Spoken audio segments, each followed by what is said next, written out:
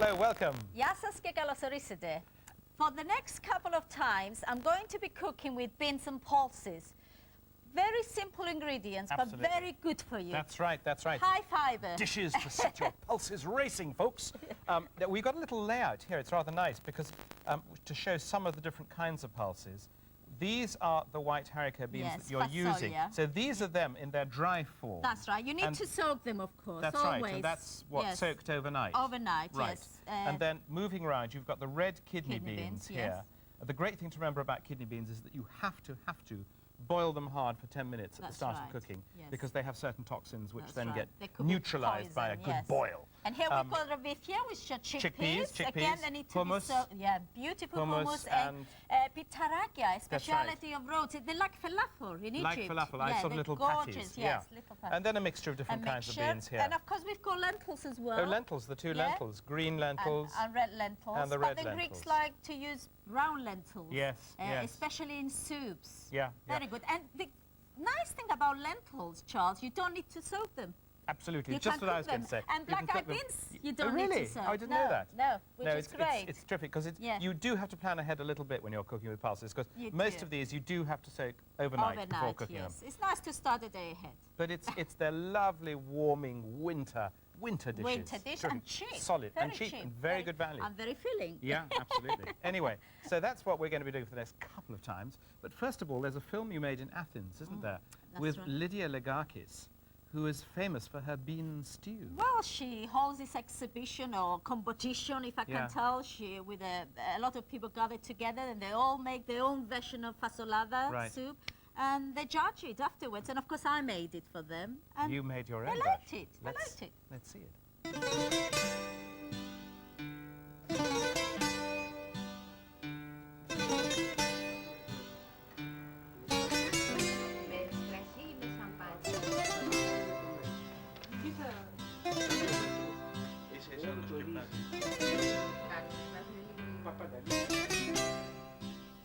Lydia, tell me about your annual bean soup competition that takes place here in Athens.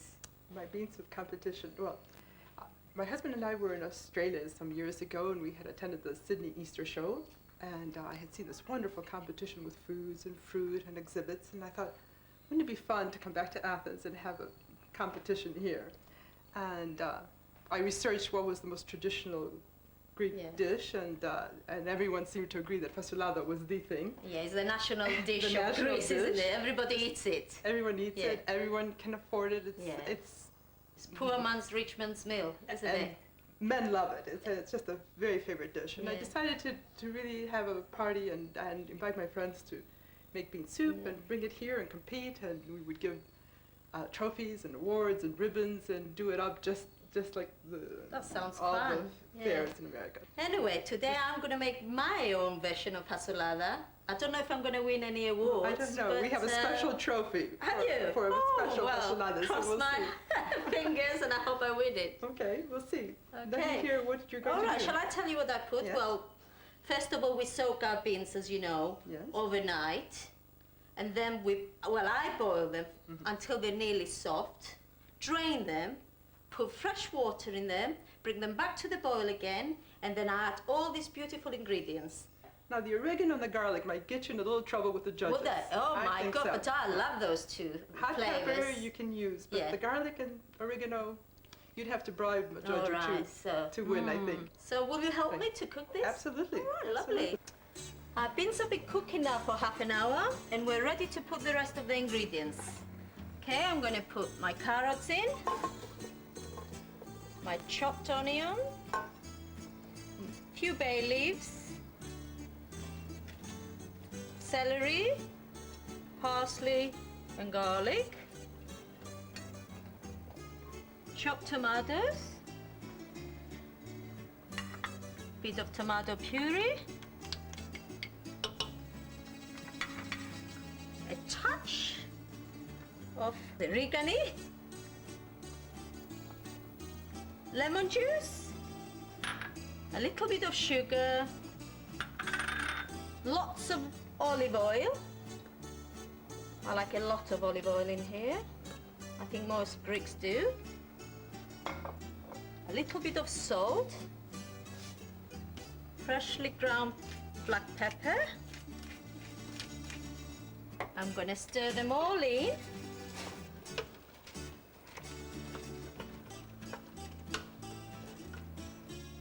Okay, we'll put the lid on and we'll let them now cook for about half an hour, depending on the age of our beans. But our beans are so tender, it may not even take so long. Oh, lovely. Well, we'll see. All right. Do you let your bean soup thicken slightly, or do you? Yes, I like it to thicken a little bit, not too much. So we've got time for a nice Greek coffee? Greek coffee.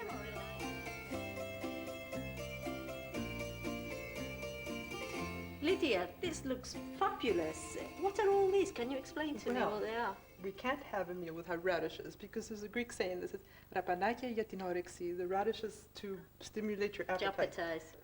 And this is a smoked herring, Yeah, I love it. I love it. which is very nice, and I've cut it up small. Yeah. And these are anchovies. Anchovies, And yes. I salted have anchovies. salty. It's Yeah. very, very salty, Very which is salty. You need perfect- them for right. a fasolada, don't you? You need to eat them. And this is some white bait, which I Whitebait. actually Oh. cooked in the pot with a little oregano and lemon and olive oil, and just Right. cooked it for 2-3 minutes.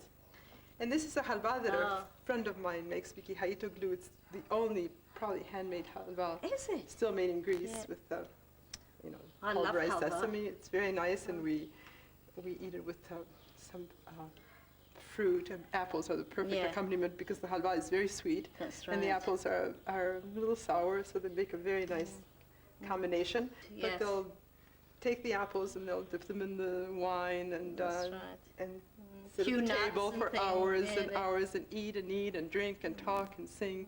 That's and right. it's all part of the Enjoyment. enjoyment. Life. Exactly. Well, I don't know if I really want to know about this, but anyway, I'll sit down and see. You have a very, very tough committee here, Lula. I believe think so, that that's you're why I'm going to be in very- trouble. I'd like to introduce my guests and your critics for this evening. Konstantinos Kourkoubetis, who participated in our bean soup competition this year. And is lost. And lost. Oh. He's a marvelous cook and a professor.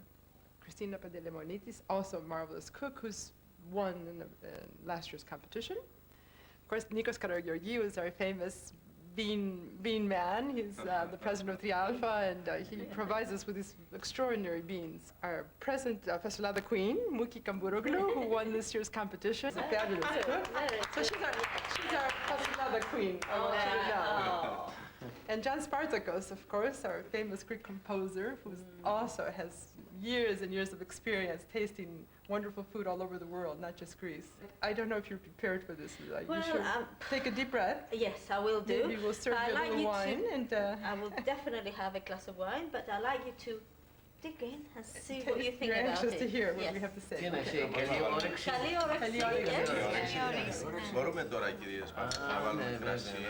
Από εκεί, εσείς από εκεί, Κυρίες. από εκεί. Fantastic. Μπράβο. Που κάνει τα Πολύ ωραία. Πάρα πολύ ωραία. να το δεις ότι διάλυσε από το... It seems the consensus is that it's a very nice fasolada. Very nice. Well, I'm really, really pleased to hear that. It's a little different than what we prepare, but it's wonderfully tasty. It's what I told you. It's not exactly traditional. Yeah.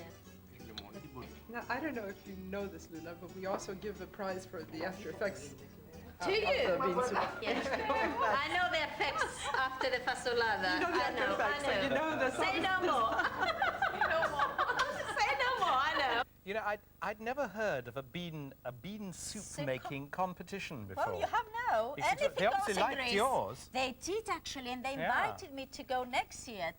Oh, to take part in the real competition. Great. Yes, I can't great. wait. Excellent. But it's slightly strange because it's a sort of two-part competition, isn't That's it? right. The first part is to eat the soup. The Right. second part, well, you guess. It's the results of the eating of the soup. That's right. And they have a prize for that That's too. right. They've got a lovely statue with a bear bum.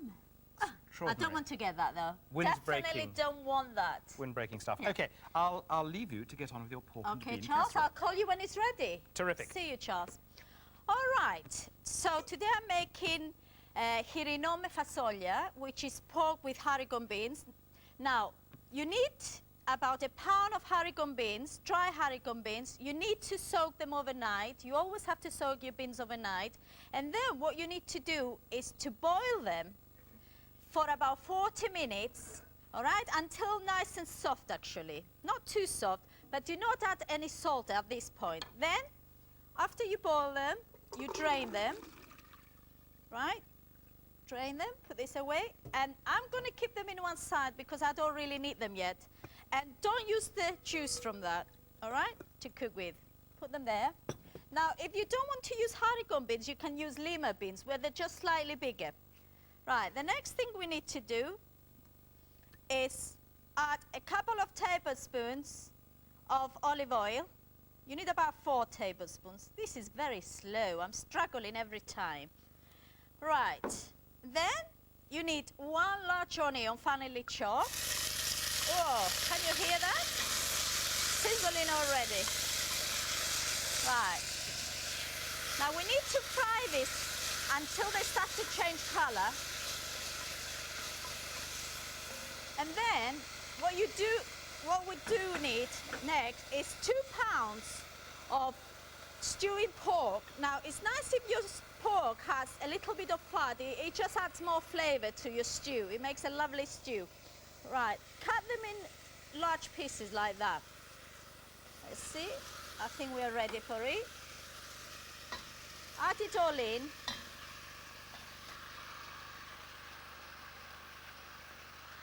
Put that away. Now mix it all in, and you want to fry the meat with the onions until your meat is nice and golden. You want a lovely brown color. Right, we need to season it, of course, with lots of freshly ground black pepper and some salt.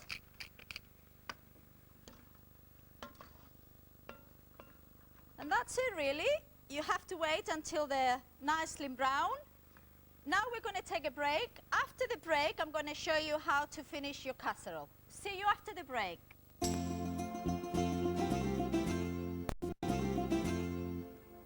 Καλώς ορίσατε and welcome back. Before the break, I was showing you how to cook hirinome fasolia, which is pork in haricot beans. Now, in here we've been frying our onions with our pork.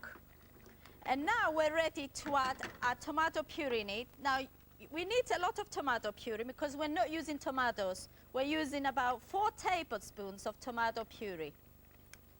This is my mum's recipe, by the way, and she never likes to use tomatoes. So, because it's her recipe, I better do what she taught me. All right, otherwise I'll have my hands smacked. Right, once you do that, mix it together so it's blended nicely.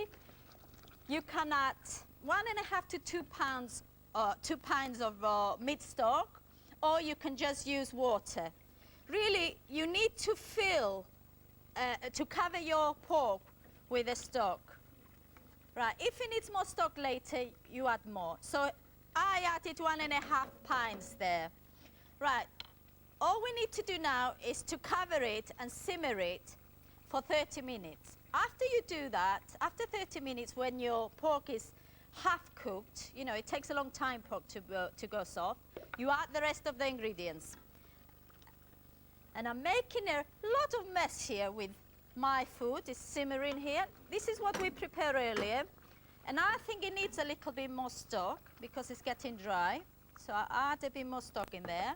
And then I'm going to add 3 carrots cut into big chunks. But if you don't like them into big pieces, cut them smaller. But the Greeks like them into big chunks like this. Then we need 3 sticks of celery, cut again into big chunks.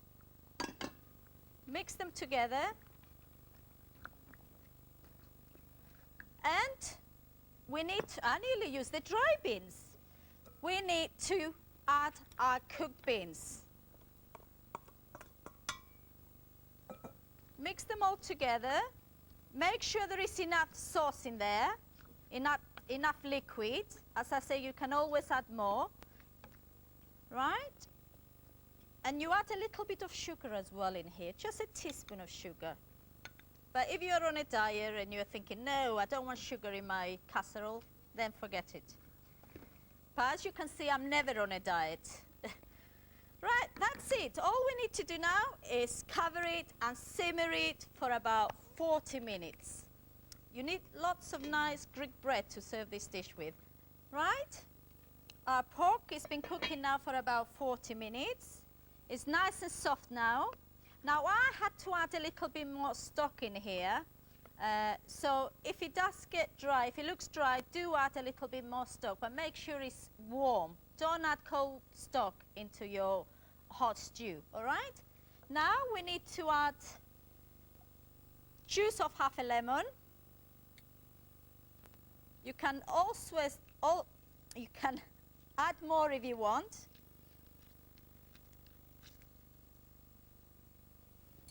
Mix it. And of course, always taste your food before you serve it. See if you've got enough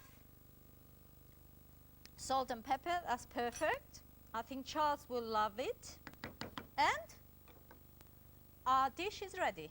Now, I've got some fascinating wines here. The first one's a Greek white to go with this. Lovely. I'm just going to pour it in while you bring that over. There you are. Okay. Whoops. And look at our casserole. Doesn't it Terrific. look nice? Lovely. Now, what I'm doing is I'm trying a couple of white wines because I think, personally, that white wine is going to go better than red. But I've got a lovely Italian red wine at the end. Now, this first one is fascinating because it's called Malagousia. It's made by Domaine Caras up in the Halkidiki Peninsula, right. you know, to the east of Thessaloniki. And we don't see it over here. No. I tasted it some time ago and I thought, hey, this is terrific stuff. Yeah. And when I rang up to ask for the wines, I said, can I have some of that nice Malagousia? Not realizing that it's not actually imported into Britain at all. Maybe So- they will. Well, maybe they will, you know. After this so, program. folks, ask for the Malagousia. Yeah. Anyway, I thought it was terrific. A lovely, rather subtle, lemony kind of Oh, I can taste vanilla. flavour. in there. I think it's got it. Yeah, it's got Yeah, a bit of is new it? oak there. I think All right. probably. And anyway, I thought it would go rather well. That nice, crisp, lemony style, with presumably with your tomatoes, quite an interesting, not sharp sauce, but a sauce with lots of acidity. Should Right, balance well, it quite let's see. nicely. These look like hot beans. Hot. These are the same beans you make baked beans with. That's right. Yeah. Here we are. Yep, the tomato sauce comes through nicely. I think you need some bread though with this, Charles. Dip it up. Yeah. Yes, thank you very much. Now, I think that goes very well, this I'm wine really- and your dish. This is a lovely wine, actually. I'm pretty, Very it's jolly good, lovely. isn't it? Well, Yeah. we must agitate for this to be brought into the UK. Domaine Caras, terrific place. Lovely. It's a sort of holiday complex and vineyards. And they were the people who first brought a lot of the foreign grape varieties into Greece. So things right. like Cabernet Sauvignon and Merlot very often were brought in for the first time by Domaine Caras. Right, now this one is French. French. It's less expensive because I suspect that Malagousia is quite expensive. This is $3.49 from Asda.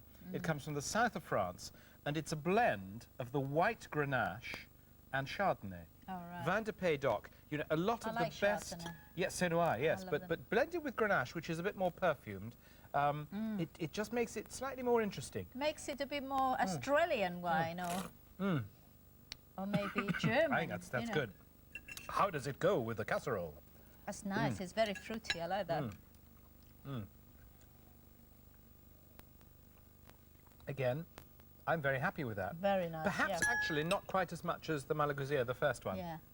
Malagousia, you pointed out that Yeah. the accent is on the last It's syllable. on the last one. It's good, this, because you get these flavours really coming together. I think what I like about pulse dishes is the way that when it's really cooked through, the pulses almost become part of the sauce. That's right, They sort of yes. start just Well- slightly to sort of disintegrate a little Yeah. bit. Well, it helps the And sauce it thickens everything, Yeah, and it's yeah. I think it's Lovely. brilliant. You know, Okay. with this meal actually, it's nice. You can add a few Greek sausages with this. Oh right, Yeah, yes, and it makes a lovely, indeed. Yeah. lovely dish. Okay, so now I'm going to try a red wine because I think it might work. So empty that out. This again is quite an expensive red wine. It's an Oh, right. Italian Italian. Brunello di Montalcino Well, from that's Tuscany. a lovely Isn't that a colour. great colour? Lovely colour. Yep. This is £13.99 a bottle from Oh, Marks, wow. Marks and I Spencer. like it even Well, more you know, now. try it first. I think it's terrific wine. Marks and Spencer, £13.99. It smells like an old wine, actually. Well, it's, what is it? What year is it? 1990. Ah, You're right, it's 6 years old. Good girl. Rich, really yeah. fruity. sort of leathery lovely wine. smell, isn't Absolutely. That's a delicious wine. But does it go with this? it? Really nice.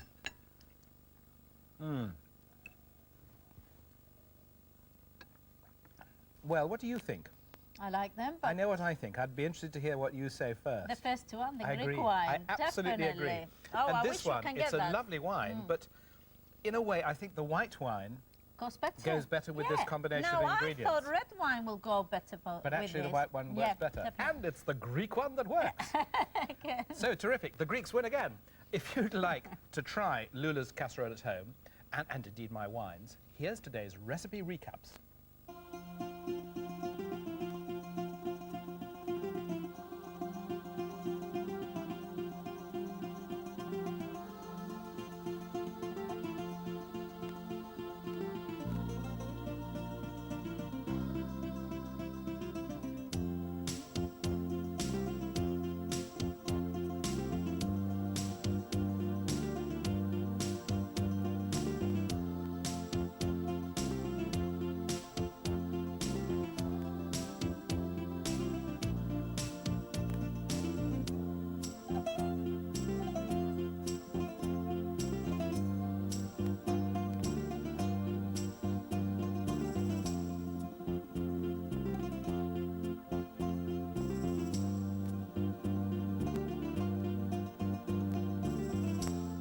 That's it for today. I hope you enjoy my recipes. Do try them at home.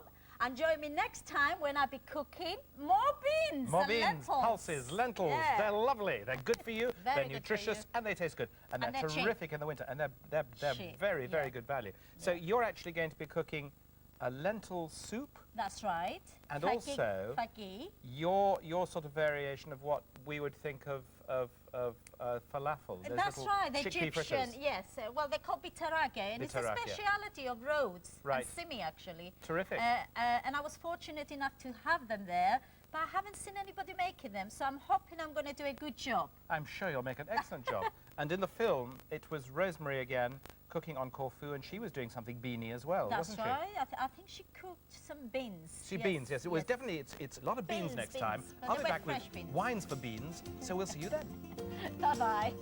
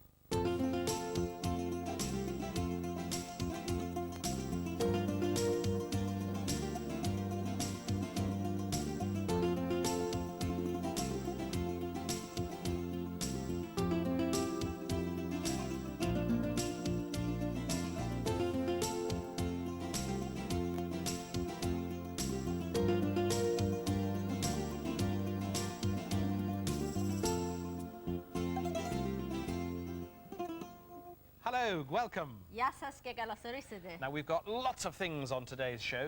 Two enormous recipes. That's right. We've got Chickpeas?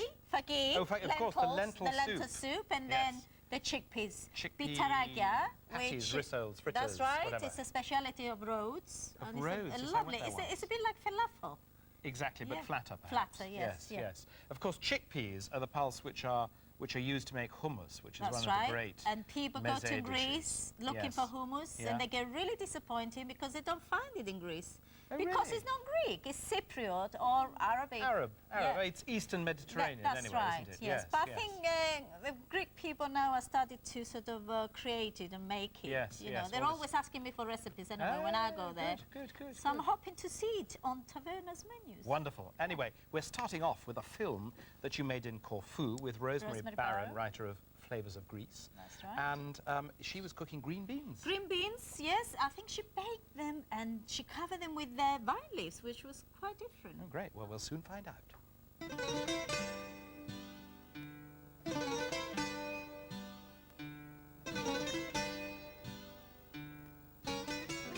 So you're making fasoglia sto forno, baked beans. With a difference. It's one of the beautiful vegetable dishes of the Greek village. We're going to use the flat beans, fresh flat beans that come into the market during May, and we're just going to string them. Is that necessary? It's necessary because sometimes they can be tough, not always, but sometimes they can be tough. So you just take off the sides, To be sure. and to be sure, Yeah. and if they're not stringed, occasionally the finished dish, because it doesn't take too long to cook, can be not quite the texture that you want. So we string the beans, Yeah. and we take some vine leaves. Now, vine leaves are in this state, in this beautiful state, around about mid-May too. Yes, this is the month to cook with vine leaves. The month to actually. cook with vine leaves, and we take them from the bottom third of the vine, That's right. where the leaves are a little bigger, but they're also tough. Now, these leaves, we're going to bake with them. So you need them to be tough. You don't want this. We need this them to be soft- strong, That's and right. also we're going to get rid of them. That's They're right. going to be used for flavour. So we don't eat them. We don't eat All them. right. If we wanted to eat them, we take them from higher up the vine, where they're nice and tender. Tender. We take off the stem, just flick it off so that we Yeah. live with just a little bit like that. And when we're ready to cook, we need to blanch them. Yes. The beans themselves take about 3 seconds to blanch, and that means just drop them in boiling water. Salty water? Salted water Yes. for 3 minutes. Yeah. 3 seconds, I beg your pardon, for 3 seconds. And remove them with a slotted spoon and keep the water because we're also going to blanch the vine leaf. So we have our ingredients ready. We also, all we need then is salt, sea salt, nice Sea salt, yeah. with Which the big is- granules, black pepper, some lemon, and some olive oil. All the Greek flavors here. All the Greek flavours of the village. Yes. This dish makes a lovely side dish to any meat, to grilled meat especially, Yeah. or it makes a beautiful vegetable dish on its own. That's one of the things I love about Greek vegetable dishes. You take a dish that's oven-proof, a baking dish that's oven-proof, and you line the bottom with the vine leaves, but you put them down glossy side. Oh, There's all two right. sides to the Yes, vine leaf. that's There's right. the glossy side and the side where And- the stem shows. And the ones with the veins, I The call veins, them. that's right. Yeah. And you cover the bottom of the Of dish your with the dish, vine yes. leaves, glossy side down. You add your blanched beans, spread them over the bottom, over the vine leaves. Then You left one. No. I don't like things wasted. I'm sorry, Rosemary. Okay. some salt, some sea salt, some pepper, Freshly ground. freshly ground pepper. because it has a perfume when it's freshly Yeah, ground. that's that, right. pepper standing around just doesn't have. Well, up to now, it seems a very simple dish. Very simple. Squeeze over. Of course, you could measure, but who No, measures anything who in measures Greece? in Greece? All right. A bit of this, a bit of that. Squeeze over some lemon juice, Yes. and then pour over. We take off Oh, the people there. with a little. At least it shows pip. you're using Well, a fresh real lemon. lemon juice. Not bottle lemon.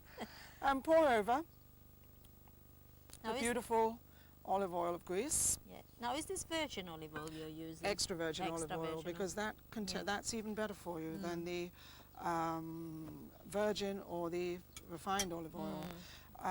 Because it has the most nutrients still in it. It's the least handled, and it has That's the most, right, the yeah. first pressing And the most expensive. from the olive, and it's the most expensive. But why not? Why You not? don't. In Greece, it's you good can for afford you. it. It's good for you. When we've had the beans in, we take the rest of the Vine leaf. vine leaves, and we put them glossy side down Again.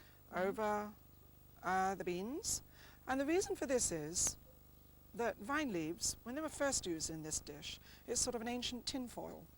That's right. They're a protection against the intense heat of the oven, the clay ovens, which of Yeah. course were the only ovens that were ever used in a village. The wood-burning clay ovens have a very fierce heat, Yeah. and they make the food burn. It protects the food. This yeah. protects the food. And keeps the flavors in, I presume. Well, it it doesn't. the- not only keeps the flavours in, it also adds flavour, and it adds a slightly sharp yeah. flavour. Because of the taste of Because the of the vine taste leaves. of the vine leaves, Vine that's leaves. right. Yeah. So we place Yeah. them over the beans. We pour on a little more olive oil on the, why Stops not? them burning, doesn't Stops it, them olive burning and oil? looking Yes, to, That's right. and we pour over a little water, So just a bit of water. just a little water, yeah. just to keep it moist, and I actually Yeah. add it in the side On of the the dish, side, so it yeah. doesn't, Yeah. and maybe just sprinkle a little over Yeah. the top, just to to moist. keep it moist. Yeah. And that's it? That's it. You're joking. Our baked beans are ready. And now, Baked- how long do we cook them for in the oven? 30 minutes to 50 minutes, depending on the size of the bean. Yeah. These are fairly small ones, depending on the size of the bean and how firm you want. The way to test, just take a little knife After and the- just, when they're cooked a little, Yeah. and just Test. see how you feel. Yeah, and if the knife goes through, then you know. Then they're- you it can depends how just- you like them as well. If you want them crunchy That's or right. well done. That's right. And of course, in Greece, we like everything cooked very well, unfortunately. Yes, a little bit less Yes. sometimes is tastes. That's So we put it into the oven and bake it, and then when it's ready, looks we like that. when it's ready, it looks just like this. And what you have here is the vine leaves are cooked, charcoal cooked, but the beans underneath will be beautifully succulent. So what we do now is we take the lid off. All right. Would you like to do it? You know, Rosemary, I'd be very tempted to eat this. Being Greek, you know, I mean, They're a we bit burnt. love vine leaves. Well, I only use the tough Yeah. ones. And I so don't mind if they're burnt.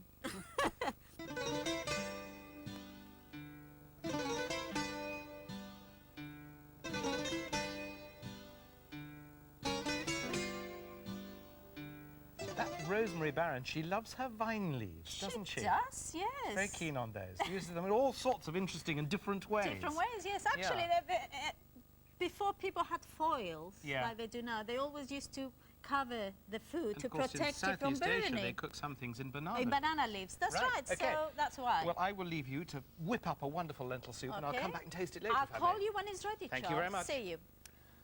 Okay, we're going to start with fagui soupa, which is lentil soup, as I said before. Now you need about a pound of brown lentils, like this. Now lentils do not need soaking like other pulses, but you do need to wash them, all right? Wash them, put them in a saucepan, fill the saucepan with water, or cover the lentils with water, cold water, bring it to the boil, and once they boil, you have to drain them like I done here, all right?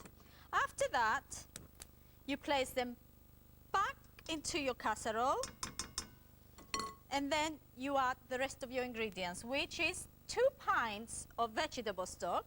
Now, I'm using vegetable stock because I'm doing a vegetarian soup, but if you are a meat eater, do add meat stock. Right, mix it all in, and then we need about 4 fluid ounces of olive oil. You need quite a lot of olive oil in here because there is no other fat in there. Right, mix that in, and then we're going to add 2 cloves of garlic, finely chopped. I love garlic with lentils. I think they go really, really well together. Couple of bay leaves, a large onion, finely chopped. Now, you can use a bunch of fresh spring onions if you like. It doesn't matter. Right, we're also going to use 2 fresh peeled tomatoes, finely chopped again, and I'm using the seeds as well. And also we're going to add 1 large carrot, peeled and chopped into small pieces. And the same amount with celery, finely chopped. You know, lentils have been very popular since the ancient time, and they're still very popular in Greece today.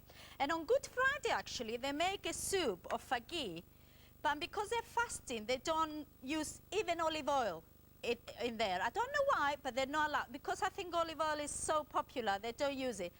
And they make it with vinegar, because Jesus asked for water when he was crucified, but he got vinegar. Oh, right, so that's on true. Good Yeah, Friday, yeah. they eat Now, with that vinegar. doesn't look very cooked. Am I No, right in I've thinking got that you you may one. have got one ready already? I've got one here. Ah, That's ready. But Terrific. when it's finished, then you add your salt and pepper and a Right. little bit of vinegar. that's right, because Alright. if you add salt before, it It's- toughens pulses, doesn't it? Okay, I'll give you some of this that we please, yes. prepare. It's quite thick.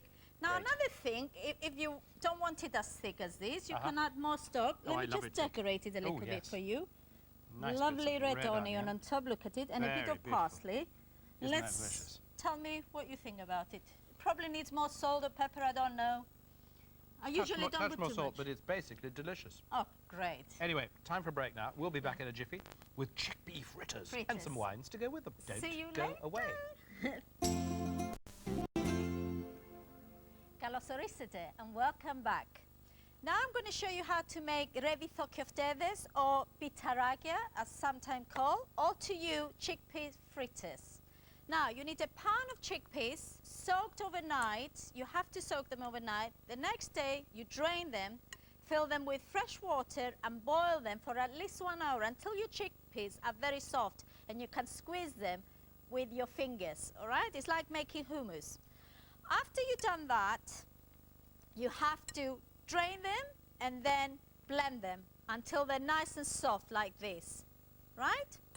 Then the next ingredients we need is 2 large onions, blended, and put them in a sieve and squeeze as much of the liquid out of them because you don't need a lot of water, otherwise your mixture is going to be too soft. Put them in there, and then you need 4 fresh tomatoes, peel and finely chop or blend it, and then again put them in a sieve and try and squeeze as much of the water out as we done with the onions. Okay, then we need 6 ounces of crumbled feta. You can use cheddar if you want or any other cheese you like, it doesn't matter. Then 2 teaspoons of mint or 1 teaspoon of mint, it depends on your taste.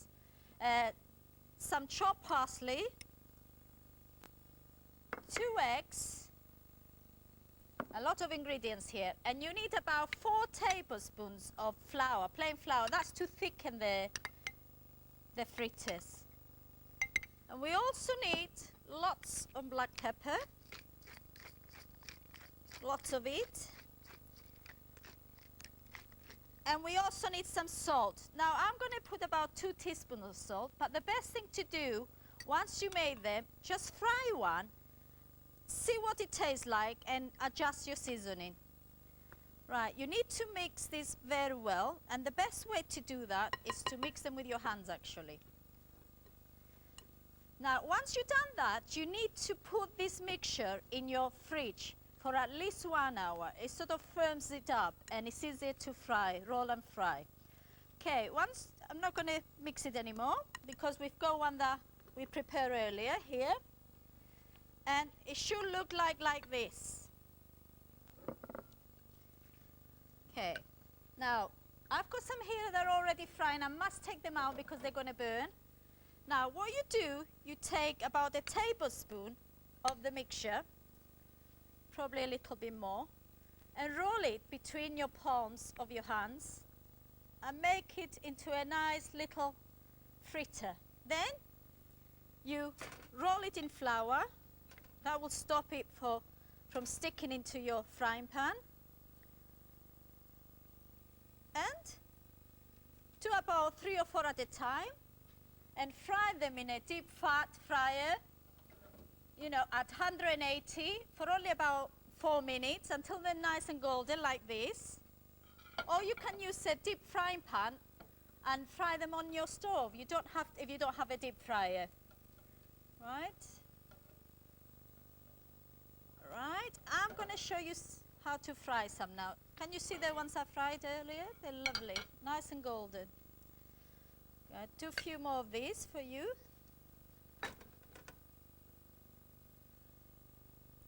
Don't need this spoon now. Right. Now you can make them different shapes. You don't have to make them into round shapes. It's up to you.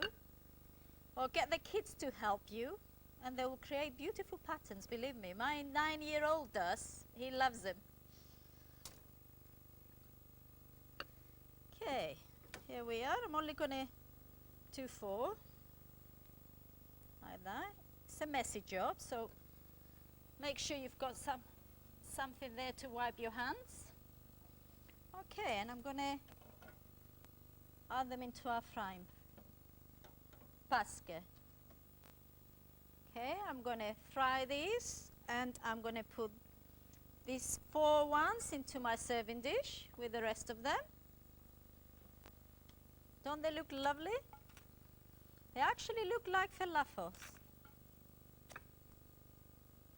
Here we are. They look terrific. Now, bring them over here, and we'll lovely. try them with some of these wines. Right, I'm starting off with a Greek wine, a Greek white. I think this is very much a white wine dish, this. So I'm starting off with one from the island of Santorini Ah, by beautiful, Boutari, lovely island. which I've never been to. It's a lovely place, is it? Yeah, beautiful. They've got some terrific wines. They've got this great variety called the Assyrtiko, which they make many of their best wines out of. This is made of Assyrtiko. Santorini from Boutari, which is one of the best of the Greek wine Yeah, companies. the best producers. makers, I will They're think. very good. They're Definitely. the best of the big ones, I think. That's right. And this one costs $4.99, so it's not horrendously expensive. Reasonable, $4.99, perfectly reasonable. You get it from the Sellers Direct Wine Club. Details coming Very up later. nice. And it's got this lovely sort of rather spicy character. Spicy. It's quite a delicate wine, though. Yes. Not too packed with flavour, but this lovely sort of spicy fragrance and a nice lemony acidity. And I suspect Yeah, it may go rather well with these Take lovely some little lemon as chickpea well. burgers. What did you call them again? Fritters or Fritters, that's right. Yes. Pitarakia? Pitarakia. Okay, Remi that's köfteniz? yeah, okay. Pitarakia. it? I'll stick with pitarakia. Okay, a little bit of lemon Yeah. juice, you reckon, do you? Now, how does it go with the Santorini from Boutari? It looks yummy. Now, when I bite into this, having not had these before, I immediately start thinking myself, falafel. Yeah. But as you say, it's not not No. nearly as spicy as No. falafels, aren't they? Well, falafel has cumin and coriander and chili. Well, these are Very more gentle. delicate. Very, Very very gentle flavour. I think I should put you a bit of Greek salad with that as well. Absolutely. Charles. Thank you very much. Well, I'm pretty happy with that. I think this Yes. Santorini wine goes extremely well. It's because it's not too assertive. Yeah. And it goes well with this very gently spiced thing. What did you have in the spicing there? In You here, just said you had some- well, actually, is some I parsley, think wasn't yeah, parsley and mint. And mint, Yeah, right. I think it's the mint Okay. that. Well, it's more that I think powerful. works very well. Let's move on and try our middle wine. Again, I've gone for a gently flavoured wine again. This one comes from Italy. It's a Verdicchio dei what's it called? Verdicchio dei Castelli di Jesi. Sort of slightly yellow, isn't yes. it? Yeah. It's got Lovely. a touch more colour. Yeah. It's, again, quite inexpensive. This one is $3.99 from Tesco. A bit more aroma, actually, Yeah, than the more Assyrtiko. fruity, yes. A bit you're more right. fruit. A sort of creamy, slightly honeyed overlay, together with that faintly sort of almondy character that I find quite a lot of Italian whites have. Well, let's taste it. Very with it. nicely made. I mean, there was a little while back when Verdicchio was a very, very boring wine. Yeah. And now they make some lovely, crisp, dry whites. That's good. Now, how does it go? How do you reckon it goes with this? I think it's quite nice, actually. Mm. Probably better than the Santorini wine, actually. I But agree. that's my No, choice. I agree. I agree. I absolutely yeah? agree with you. Well, the third one, I'm sticking my neck out a bit here because this is an English wine. An English This is wine? an Is it English the first wine. English bottle of wine we had? No, up to now? we've had Oh, one we had before. another one We've had one before. before. Oh. This one is it's from a lovely vineyard in the South Downs, not far from where I Oh, live actually, that's right, I remember called that. Breaky Bottom, Yes. and Now I it's remember, it's the name. £7.53. So I have to say it is It's twice the price of that Verdicchio. Expensive. Now, you wouldn't think an English wine made here will cost... You taste this. I think this is an absolutely lovely wine. It's one. He's one of the guy who makes this, Peter Hall. He's one of the best winemakers in the country, and I just think it's so delicious. This wine. Higher acidity. Maybe too high an acidity for these. I don't know. It doesn't do much for me, I'm afraid, Oh, Charles. doesn't I'm tell you sorry about that. Oh well. I think I prefer the Italian. Well, It I is agree, a nice actually. wine. I think it's a but lovely I wine. think but for what this we're dish, eating, the Italian, the definitely. Italian does go better. It's that combination of being gently fruity That's right. with a nice but not too high Too acidity. high, which you need for Yeah. something like that. Peter's is also, it's got a high acidity. I mean, it would be a high acidity Yeah. coming from England, where we have difficulty ripening apples, That's let alone right. grapes. There's not much sun, I'm afraid. That's right. But Yeah. but it's good. Anyway, Yeah. okay. We Great. settle on the Verdicchio. Yeah, That's the wine for definitely. these. Yes, for Well, this, there we are. Yes. Time for our recipe recap. Out with your pencils and paper, and you'll get details of our food and the wines featured on today's show.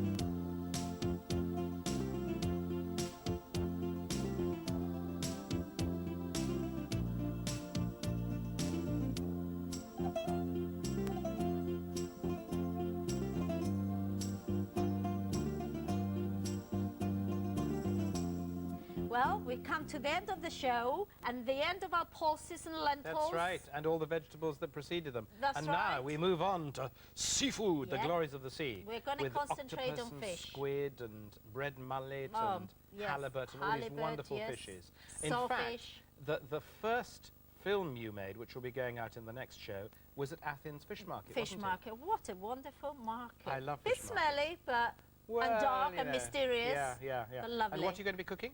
I'll be cooking red mullet Oh, with terrific. rosemary, fresh rosemary. Oh, really? Yes. What an unusual combination. Beautiful. Going to be tricky for me for the wines. Is We'll it? do it. We'll find some wines. I'm sure you'll Lots do of it. wines to go with the wonderful fish dishes. So we look forward to seeing you when we come back with lots of fish. Yes. Bye-bye.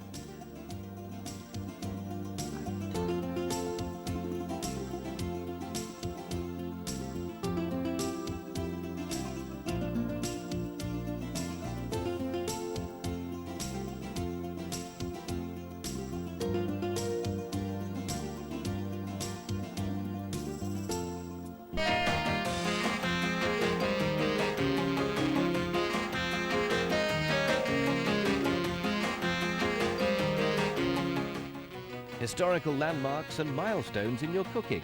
Learn the exotic secrets of the cuisine known as Simply Greek. Next, here on Granada Food and Wine.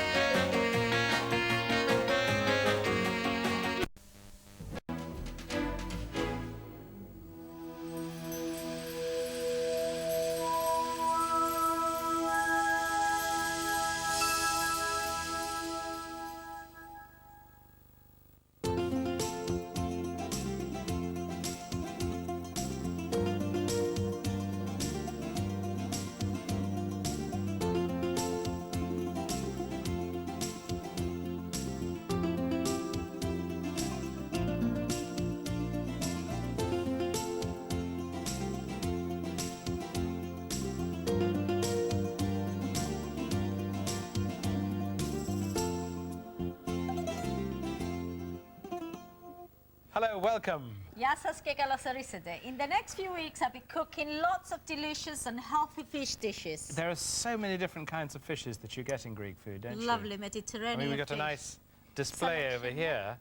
We've got, what have we got? We've got We've prawns got- and mussels, which we're That's used to. right, and we've got swordfish. Swordfish, Very, and very that looks like popular in tuna, Greece. fresh tuna, Yes, and the big tiger prawns. that's right. We've got some halibut there. Halibut, right, Yes, good meaty fish. That's right, and of course the king of the Ta-da! fish in Absolutely, Greece. wonderful we all love fish. it. The parpuni, which Yeah, is red yeah, mullet, and absolutely. the calamari. Right, We've got some yes, calamari, yes. some sardines.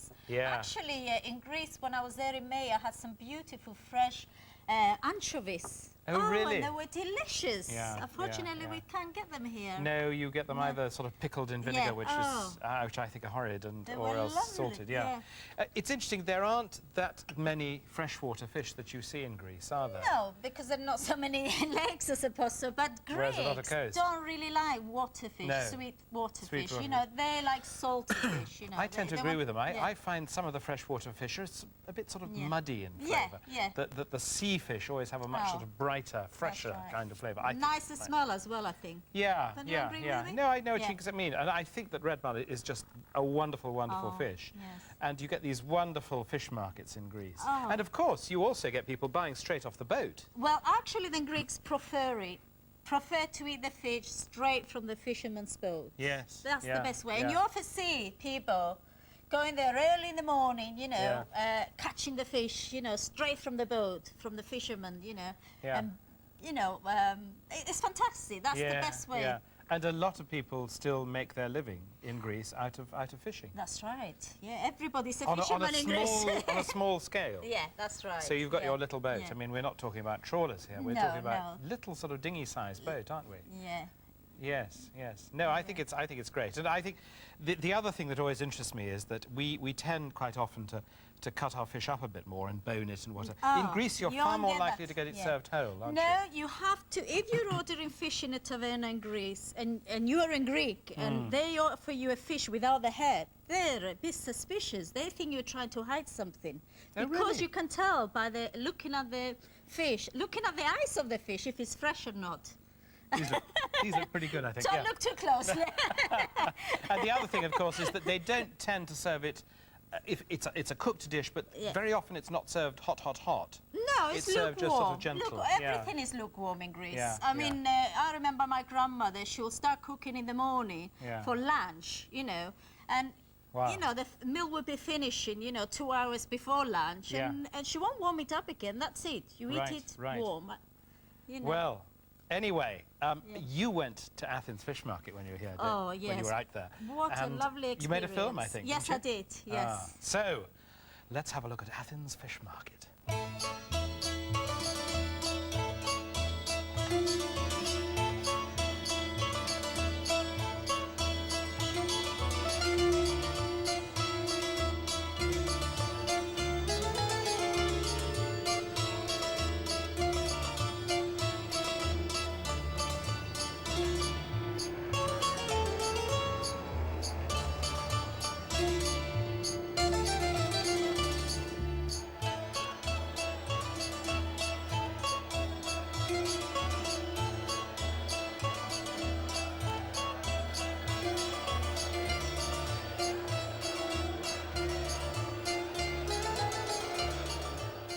This is the fish market, the central fish market of Athens.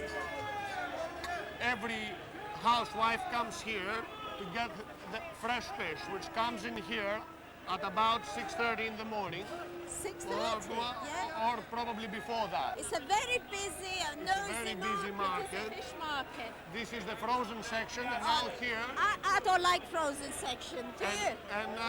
well, in Greece, many people eat frozen Do because they? Why? Is it be- cheapest or? it's also cheaper, but fresh is not always available, depending on the weather. But I And- believe Greeks love fresh fish. Yeah, Straight from the you sea. have this is fresh anchovies Ah, all right. caught this morning. Let's see then. Yeah. And what's this then? This Simboureth. this is gilthead bream. Yeah. It is the king of the bream family. This is from a fish farm. But, this is a fish This farm is fish. this is farmed fish. Now, do It's the very- Greeks like this? They do like Or it. do they It's- prefer a fresh one? Well, there is a snobism about it. Yeah. But this is a very popular fish in Greece. Chipura is supposed to be la creme de la creme. I know. I heard a lot about Simbura. Barbouni, yes? This is Tonine barboon. This is red mullet. Red mullet. Ah, this is frozen, isn't it? This is This is not frozen. fresh. Then it, Barbouni. Then in a fresco. This is from the Atlantic. Atlantic. And it's from a Hellenic boats.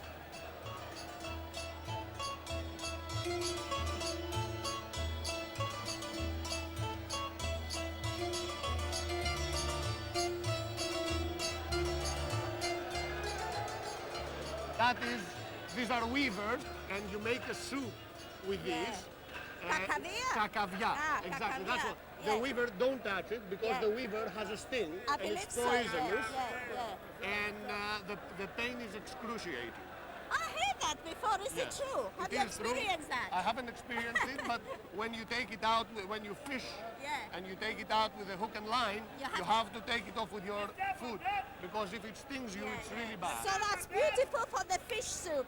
Calamari? That's calamari, Yeah. that's fresh, local, and you can see that it's small, Yeah, I like small calamari. much tastier. You know, just deep fried, really. It's Yeah. really nice. Or shallow fry. Αυτό είναι μικρό μπαρκούνι, small That's a barbouni. local. That Yeah. is fresh from From Greece. from around That's here. Greek. Yeah. And you see the color is different, and that's really tasty. That Better looks not to really touch. nice, that. That's Grey- grey mullet, Grey mullet. and that is a monkfish. Monkfish. In Greek, it's called pescatritsa. It's the Exactly. ugliest fish I have ever Ah, seen, I- but it's the tastiest. I think, yeah, I agree with They you. taste like lobster. Yeah, definitely. I agree with you. Oops. I like the octopus made into a nice casserole with red wine and vinegar. Either that, or when you catch it fresh, you Yes. hang it in the sun. Don't you beat it a lot beat it to first, tantalize it? You beat it to tantalize it, and then you Yeah. hang it in the sun. Yeah, to dry a little Dry bit. it out, and then you do it on charcoal. On the charcoal. Is that nice? I never That's had it on the delicious. charcoal. Delicious. It's not chewy, is it? No, it isn't at No. all. If you beat it properly, you won't. Yeah, It's a different species. yeah. This is a Greek octopus from Rhodos. From Rhodos. Oh, From the Paradise Islands. they're not sort of chewy like the big octopus. Are they more The tender? octopus will be chewy if you do not beat it. These ones are beaten already. What they do is they put them all together in a machine which is like a washing machine. All It goes right. round and round, beats them up, and then they are soft. I expected them to beat them on the rocks. Well, that's if you catch it yourself. Yeah. You come in the summer with me, I'll catch one for you. That's the All way right, I'll will do you it. do it that way?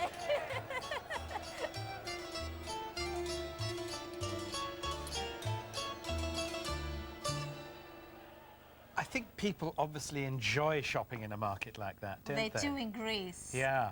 A I mean, it's such a lot. wonderful Yeah, atmosphere. they bargain with the price. Yeah, oh, and really? Yeah, oh yeah, it's lovely to see that. They're always bargaining with Yeah, prices. yeah, yeah. They feel better. Yes, Yeah. we should do more of that in Britain, I know, I think we- maybe people are beginning to do that. Yeah, but it's a probably. great atmosphere, lovely, lovely. Lovely, All that yes. variety all of the fishes. and shouting Yeah, and very pushing lively. around and Yes. sweating and Yeah. oh, lovely. It was really enjoyable to be there, actually. Right, well, I'm going to leave you with some delicious-looking rosemary and Yeah. some great red mullet, and I'll see you I'll later. see you later. Okay, Charles. Okay, I'm going to show you how to make barbouni savori, which means savory fish, actually, which is red mullet today.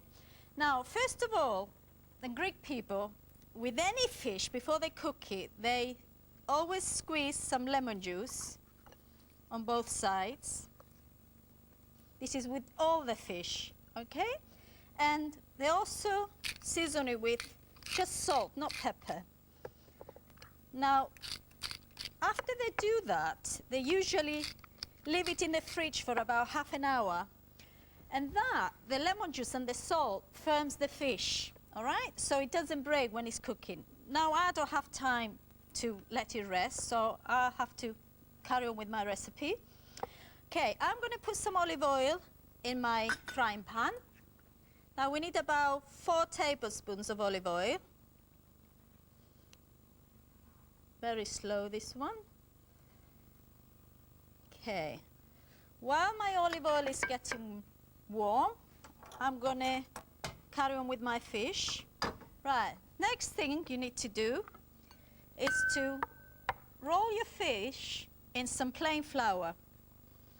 Now, this will stop the fish from sticking on your frying pan and also give it a lovely crust on the top.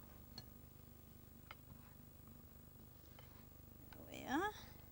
Now, this dish, savori, used to be made in the olden days, you know, when people didn't have refrigerators, because it keeps for a long time. It keeps for at least 1 week.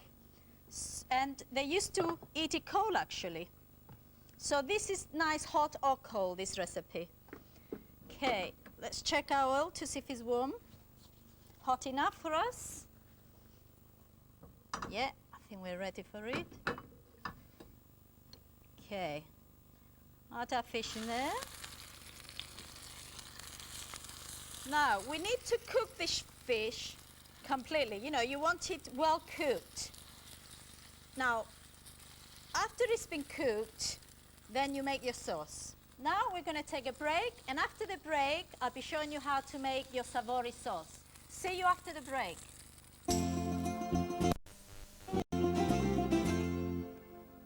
Καλώς ορίσατε and welcome back. All right, before the break, I was frying my barbouni, which I'm still doing, you know, the red mullet. I'm going to make barbouni savori, which means red mullet, savory red mullet, actually. I'm trying to tell you the proper translation. All right, this is ready, and you can tell if it's ready when your fish comes easily away from the bone, and you get this wonderful, beautiful brown color. There we are, our fish is ready. I love this fish. You know, it was my father's favorite fish, so every time I cook this, it reminds me of my dad. Right, now we've got to get rid of some of this oil because we only need about a tablespoon of olive oil. Right, just take a bit of that out. That's it.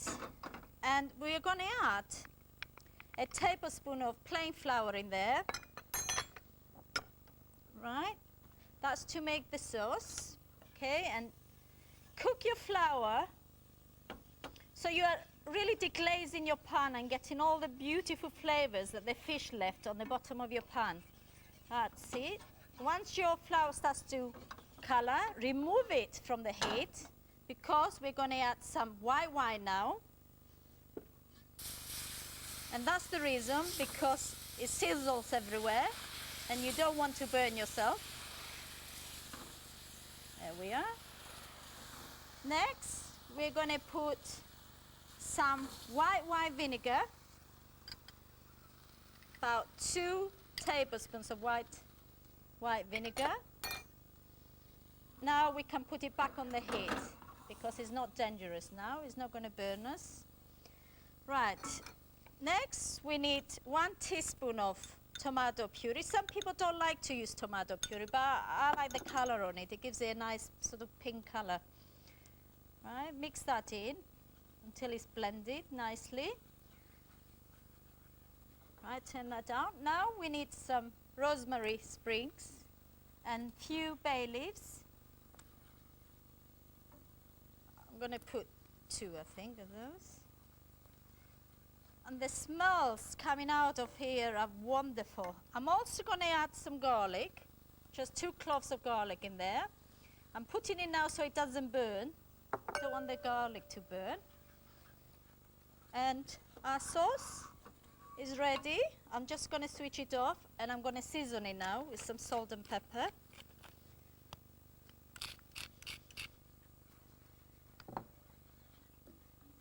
I'm going to taste it. Oh, that's lovely. You've got all the Mediterranean colors in here. There we are. Now, just pour it on top of your fish. Now, if you want more sauce, I don't think you need it. You can add more wine. Now, people just have this on with some salad, that's all, but you can have some vegetables with it. And as I said before, you can eat this cold or hot, or if you're in Greek, warm or lukewarm. And that's it. That's our fish ready. Doesn't it look gorgeous? I'm sure it will taste every bit as terrific. Well, right. I'm sure it will, Charles. Yeah. I am very confident with my cooking. Now, I have to say, I think that looks so beautiful. It You're is, right, it does doesn't it? look gorgeous. Yeah. With the colours from the tomato and Yeah. the rosemary, and of course the red of the red mullet. Yeah. It is a wonderful fish to cook because And it just looks so good, doesn't Lovely. it? And I think the sauce Hey, is do I get a quite whole nice. one? Yeah, Wow. you do. And I do as well, Terrific. Charles. Look. Oh, goodness me, the smell. It's just a wonderful combination of the smell of the rosemary It and is. of the lifted sort of vinegary, slightly vinegary Yeah. sauce. But Absolutely now brilliant. sometimes, Charles, Yeah. I add a little bit of sugar or a little bit of honey Oh, to sort really? of make it more savoury. To It sort of- depends what mood I am, actually. Yes, I can imagine. Fine. Now, red mullet is a fish that you actually have to be quite careful as you eat it because do. it's a pretty bony little number. Very, but that's the part and of that's, you see, I mean, I'm looking at this here and I can see 3 little bones Yeah. sticking out in a friendly and appealing kind of way, which I prefer to have on the side of my Well, plate rather that's than... why in Greeks, you often see Greeks eating the fish with their hands and Oh, not really? knives and... No, Right, they're right. always eating it with their hands Yeah. because you can pick up the little bones easily. What about That's the head? so Do you like good. the head? It's a very interesting question, actually, that, Lula, because very often in nice fishes, the cheeks of the best fish are very part. delicious. Yeah, that's what my mum said. And the other slightly shocking thing, I never quite got into it myself, but when they were tiny, my daughters used to love fish eyes. Very Oh. bizarre. They've gone off it now, but Really? it was a sort of strange thing when they were young. This is absolutely lovely. Yeah. Not only is this a delicious fish, but the sauce it complements well because it's such a lovely firm texture. It is, that isn't this it? sharp sort of lifted sauce really works brilliantly well. Right. Now, the kind of wines that go with most fish dishes, frankly, tend to be white or dry rosés. Yeah. Dry rosés can be absolutely brilliant with fishes. We're starting off with a Greek white. It's the Skouras Skouros. Megas Inos, which is, it's quite expensive. It's $6.95 from the Greek Wine Centre in Shrewsbury. So you But can get this in England? You can get it in All right. England, but it's quite pricey.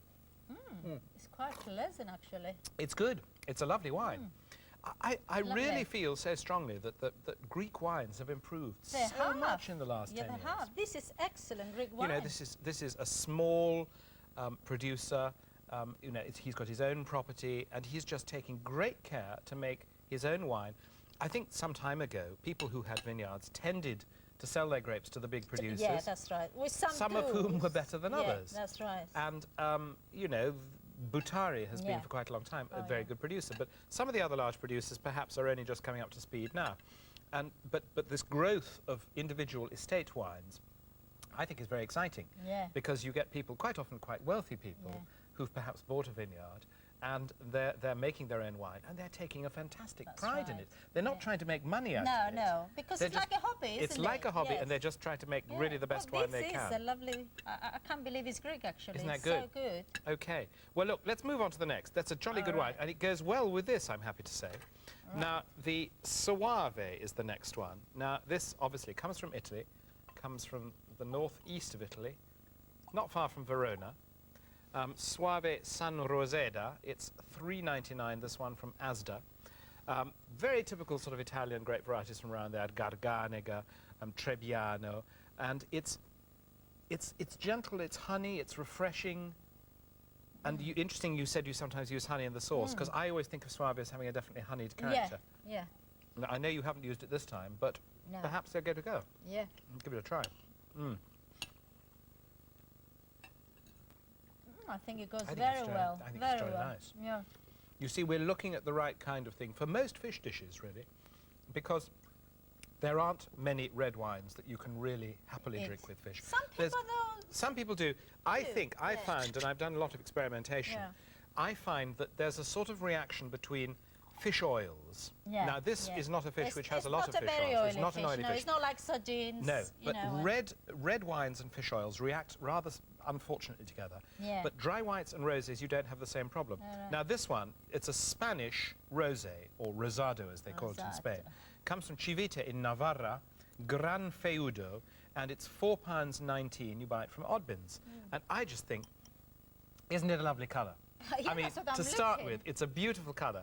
It really enhances the whole sort of the look of everything on the table.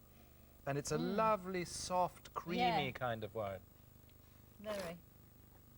So, does it go well? Does it go well? Let's have a little quick bit taste. more Parbuni. And which do we think works best? I'm going to let you choose this time, Charles, Well, I'm because going I'm for the always... Greek wine again. Are you know. you? I think the Greek wine works best. Great. Isn't that interesting? I mean, it's so interesting that with these Greek recipes, we're finding time and again that Yeah. it's the Greek wine that comes out on top. So that was the Megas Enos, Megas $6.95, and I thought it was terrific with this. Yeah. Anyway, grab your pencils and paper, and for details of Paula's recipes and my wines, here's today's recipe recap.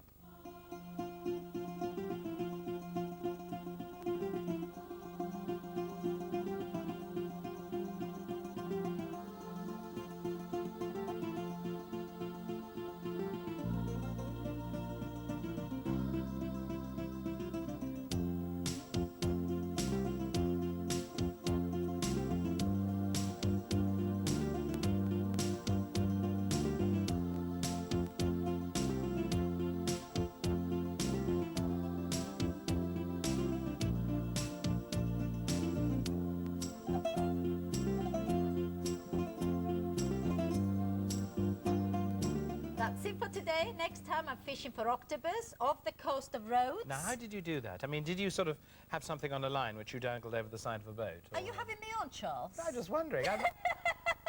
I'm No, curious. Of course not. I No. have real fishermen fishing Oh, for you have octopus. guys to do it for you, yeah. Yeah. And they were fishing with bait or with nets? Or With nets. With nets. Yes, and we caught some lovely octopus. Terrific, Yeah, terrific. that didn't And- want to be caught. Well, that's tough, isn't it? I look forward to seeing this.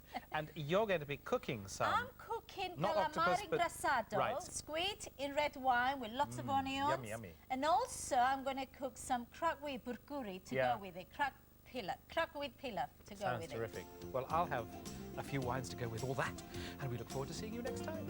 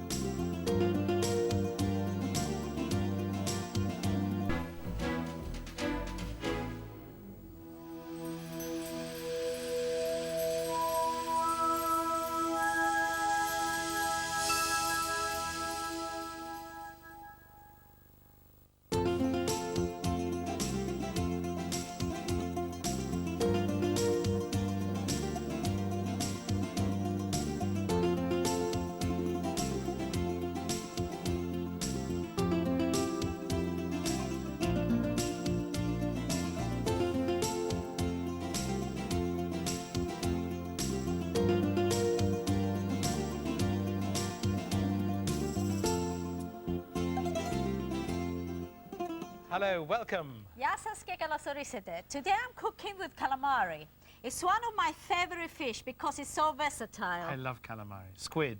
Squid. That's Not right. octopus. Not octopus. Now- A lot of people get confused with They do, squid and don't they? octopus. Yes. Now, did you know octopus means octo is the number 8 Eight. and body is foot.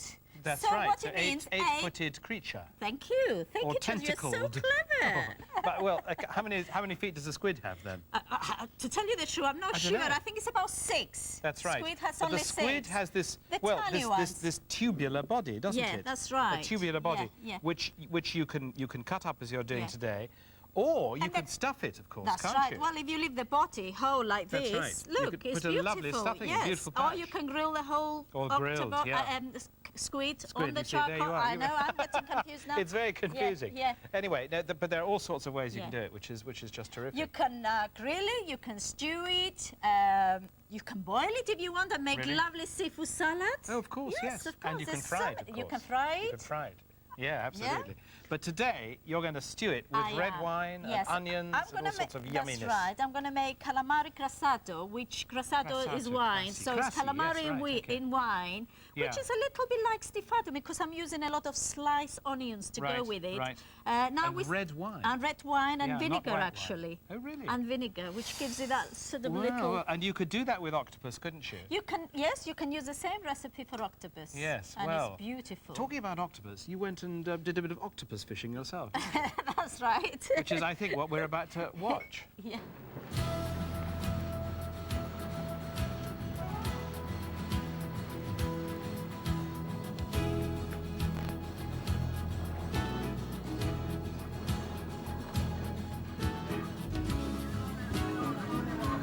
The boys put the nets in the sea 6 o'clock in the afternoon, and it's now 8 o'clock in the morning, and they're collecting the nets. Ah, kasi an octopus! Oh! Ah, dove è octopus? Ah! Oh! Ωραία, εδώ έξω. Θα πάμε Έχει έξω ψάρι, τώρα! έχει ψάρια, αλλά έχει φεγγάρι. Ah! Και δεν Και έχει δεν πολλά. βγαίνουν έξω. You said there is a lot of fish, but there was a full Very moon, big, so Boshi. there's no good catch. Wow! Oh my God! Most of the fish caught today will be sold to the local tavernas around the seafront. But I'm hoping that they left 1 or 2 octopus for me for my lunch later.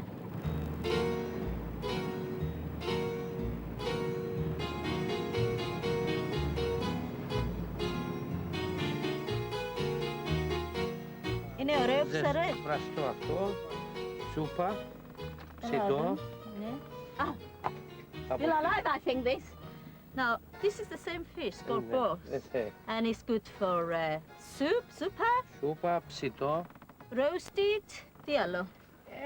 Αυτά τα δύο είναι τα καλύτερα που γίνονται. So the best way is either to make a soup or to roast it. It's an ugly fish, really. Hope it doesn't bite. Everything is moving here. Right, το χταπόδι. Μπορώ να πάρω πάνω. Πάρ' το εσύ πάνω. Έλα, βάλε το χέρι εδώ. Εδώ. Σήκωσε πάνω. This is Σήκωσε still πάνω. moving. Με το άλλο από εδώ. Το άλλο χέρι. Έτσι. Έτσι. Oh Πειράζει να my πληθείς. God. Oh my God. Νατάσο! Well, look at this. It's still moving, and I hope it's not going to attack me. And I hope they're going to kill this before we're going to cook it. Θα μαγειρέψουμε αυτά. Ναι, ναι, ναι. Later on, I'll be taking 1 or 2 of these octopus. And I'm hoping some of the friends are going to cook it for me. Can you see this? Dangani? Dangani? Τώρα όχι. You won't bite me, you'll just tickle me, he said. But personally, I don't want to be Τώρα tickled όχι, by an γιατί octopus. το σκότωσα.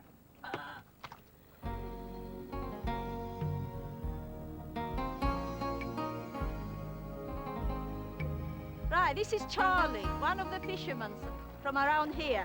And he's going to beat the octopus on the rocks. I'm going to ask him why he does that. Taxi Charlie, τι θα κάνουμε τώρα? Να το πιάσω. Έτσι.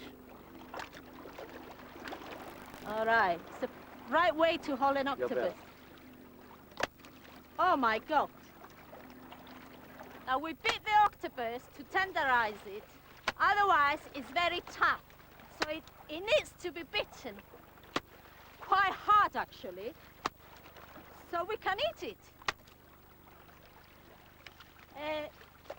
Ad occhi viso che vo. I'm going to have a go at this. Έτσι, έτσι. Ναι, άνοιξε το έτσι, ανοιχτό το χέρι σου. Oh my. Έτσι, μπράβο. Αυτό είναι τι είναι, το Ναι, ο μάτι. στόμας του. This is his mouth. Well, he's dead now. Πεθαμένο είναι. Ναι. Εντάξει, κάνω καλά. Ναι. Μα να το πίνεις, μην το κρατάς στο χέρι σου. Έτσι. Δυνατά, Oh, πά, the να best κάνεις. way is to throw it. Έτσι. Oh my God! I need to swim later. Εντάξει, Charlie. Πιο δυνατά θέλει. Πιο δυνατά. I think he wants to remove the ink because we're grilling it. We don't need the ink. Θα βγάλετε το μελάνι. The ink is in this little pocket here. But if you're going to do a casserole, you can keep the ink because it makes a lovely sort of dark-looking casserole.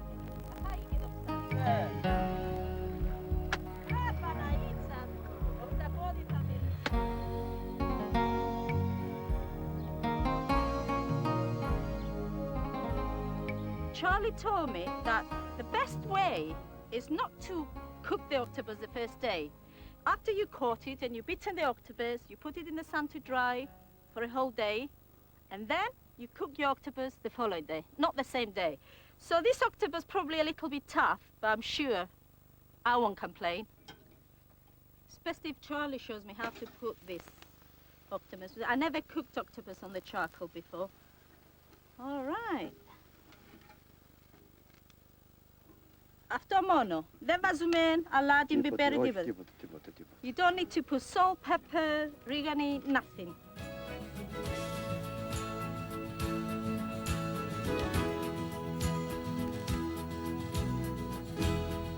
Well, the best way to eat octopus is with a little bit of lemon juice, a glass of ouzo by the sea.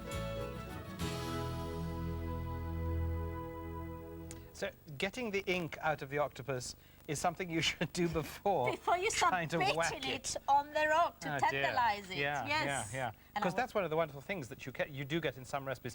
Do they use the ink in Greek Yes. octopus cooking in the same way they do in Italian? They do when they're stewing an octopus, Right, you know. yeah, but yeah. personally, I don't like it. You don't like it. It's No. very rich kind yeah, of. very yeah, rich. it makes yes. it very rich. I don't use it. Well, look, I'll leave you to get on with doing whatever you're going to do to this squid. I'll see you later. See you later. Okay. To make our calamari in wine, we need about 12 ounces to 1 pound of calamari.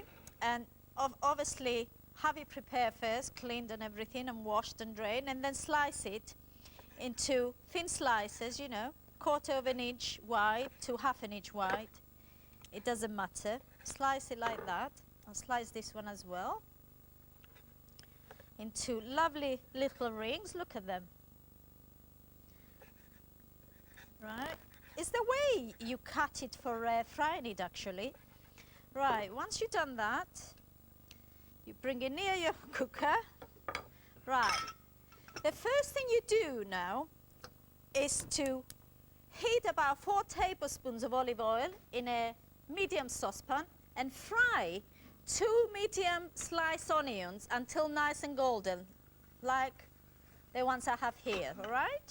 And then we add some garlic, 2 cloves of garlic, finely chopped. And then we add our calamari.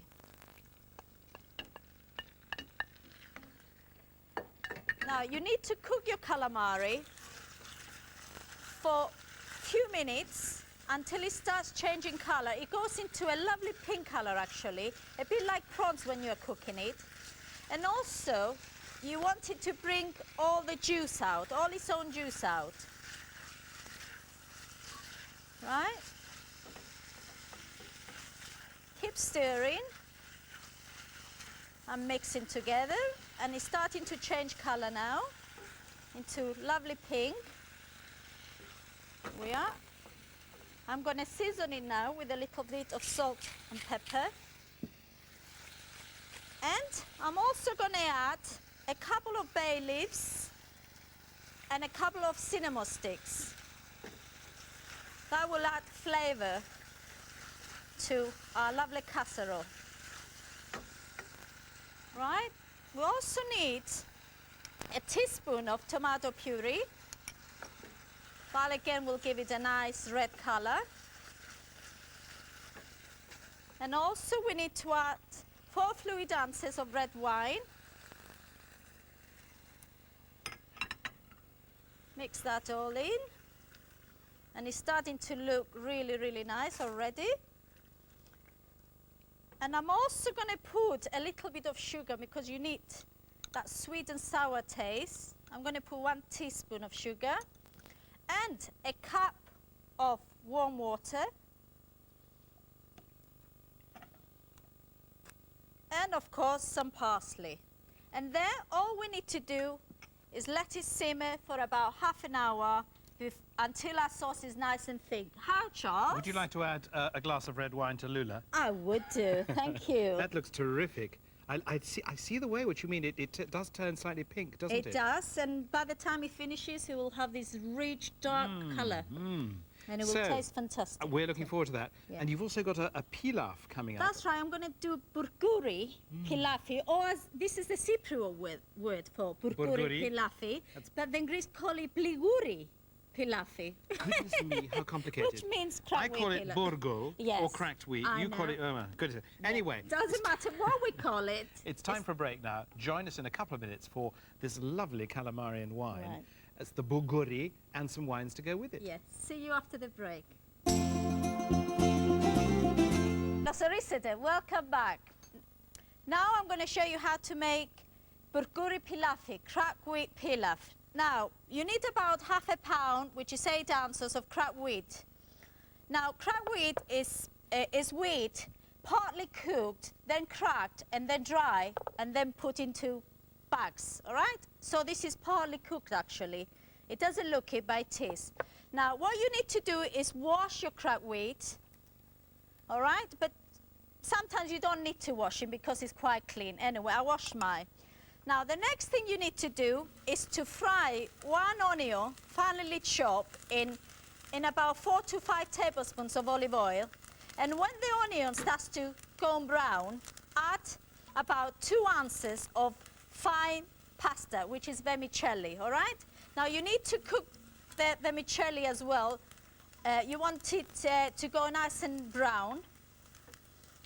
And when the vermicelli starts to change color, mine is all starting now, add 2 tomatoes, peeled and finely chopped.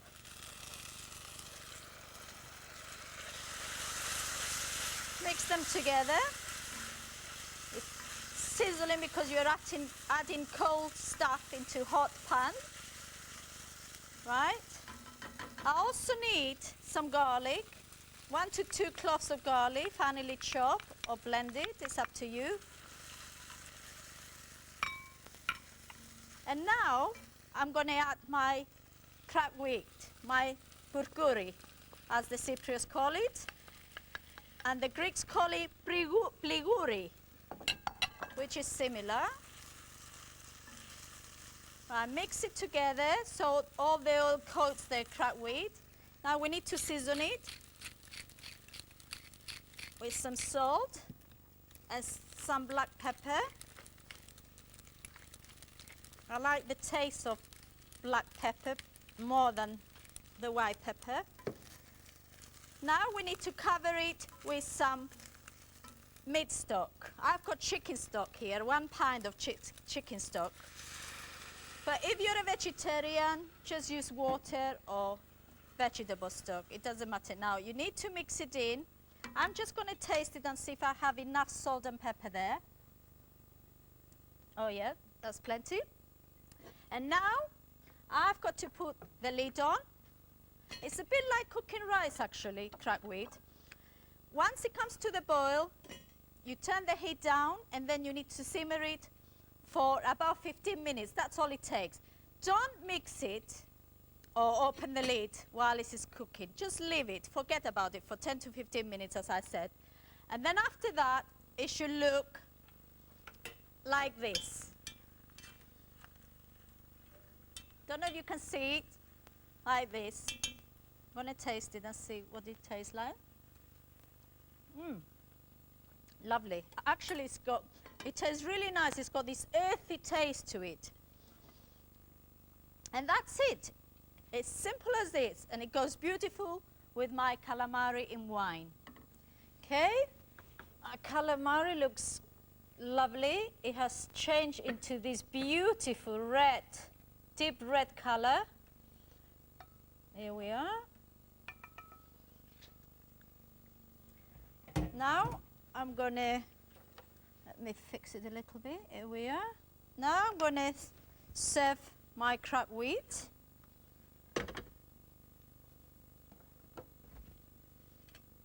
There we are. Let's see how this is doing. Oh yes, it's looking really nice, and it smells really, really nice. Okay. Put it in this lovely bowl. Oh, the smells that come out of cracked wheat, they're unbelievable.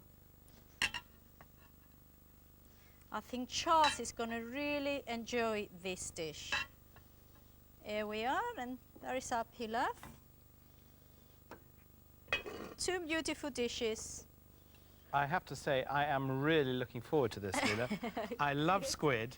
And I know, because I've cooked octopus in red wine, I've never cooked squid in red wine. All right, And, wow. But the octopus was terrific, and I'm sure that this will be likewise delicious. Now, the whole point about cooking something like squid, although it's seafood, if you're cooking it in red wine, you'll actually find that the best wine to go with it will be red wine as well. All right. It's an exception to the general rule that, on the whole, dry whites and dry rosés are best with fish dishes. Yeah. Because you make a bridge between the fishiness of that. Not that calamari is very, very fishy, is it? Squid isn't really fishy. Not really. Let me serve you some. You make a bridge between the seafoodiness of the calamari with the wine that you've used in the sauce.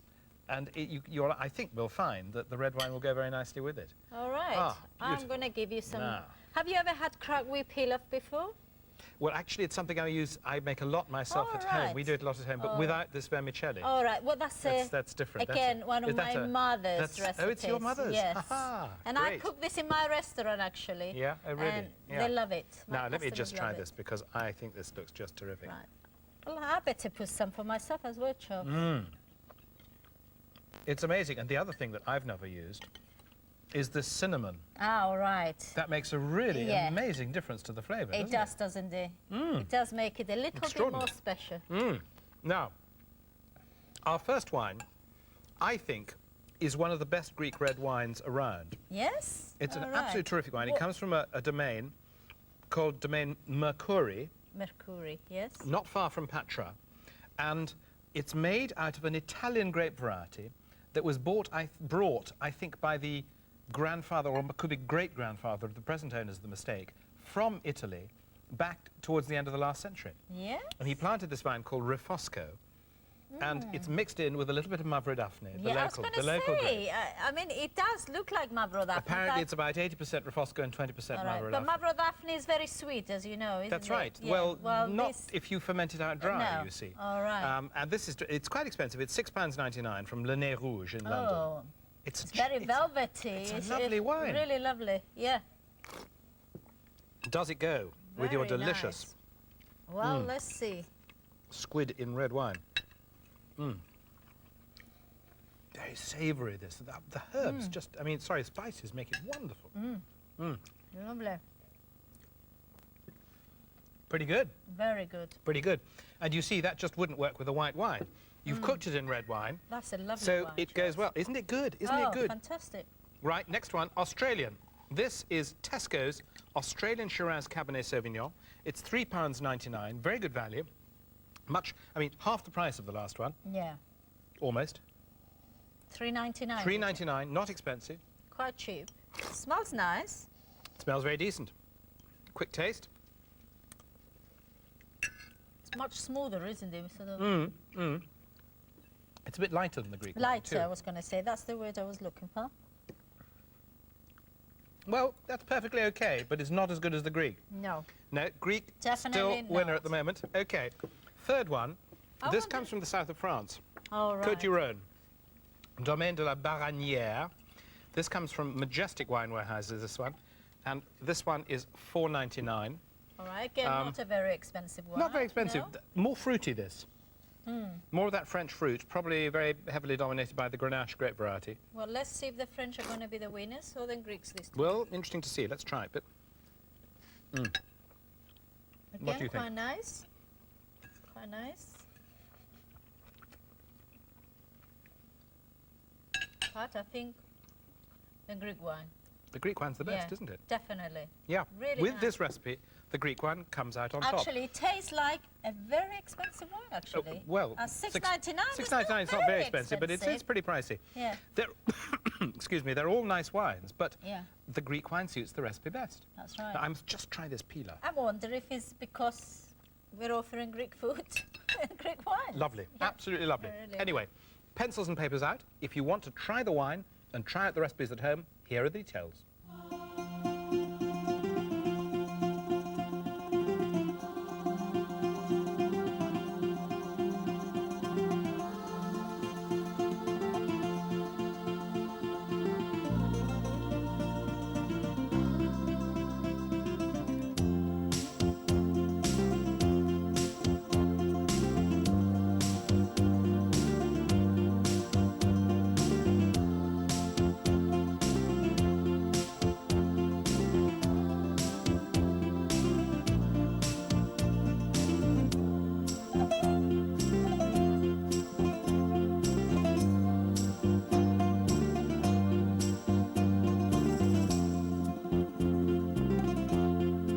That's it for today.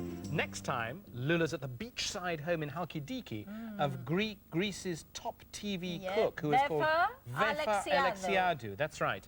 And she was cooking, was it Well, sardines? she cooked some sardines, baked Yeah, some sardines right. for us, and she made a few other things, you know. Yeah. But you, on the other hand, are cooking another big fish. It's a jumbo prawn. That's right. Right.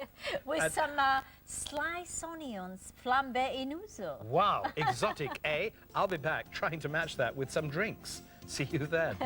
Bye-bye. Now this.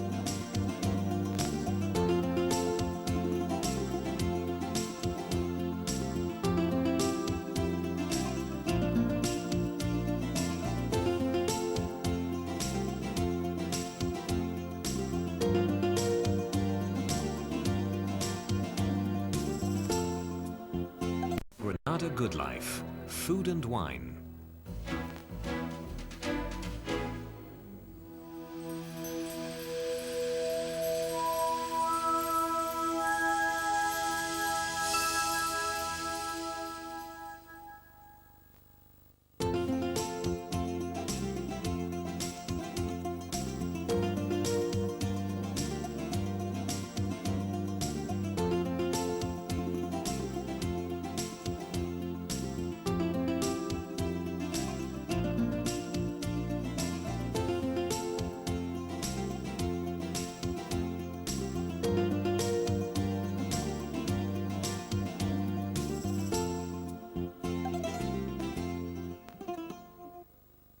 Hello, welcome. Γεια σας και καλώς ορίσατε. Now, today, Lula's at the beachside home of Greece's top TV cook, Vefa Alexiadou. That's She right. lives, no, her beach house is in Halkidiki, isn't That's it? right. Although she's got homes all over the place. Oh, I she's think. got one in Athens and one in Thessaloniki. Yeah. Few others, Yes. I believe. you She's know. one of the really, she's the well-known Yeah. Greek cookery face because she has a regular slot on their daily magazine show, which is called Morning Coffee. Yes, And- πρωινός καφές. absolutely, as I almost said. What did she cook? She cooked some sardines, baked some sardines for us, you know, fresh sardines. They were Yummy. really, really nice. Good. And you are going to be cooking some prawns by the look of things here. Yes, I'm going to make, well, sometimes they're called sanganaki, garide sanganaki, Right. which they just bake prawns with Yeah, yeah. nice tomato sauce and topped with feta cheese. Yummy, yummy, really, yummy. really nice. Good. Well, first, we have a date with Lula, Vefa, and some sardines.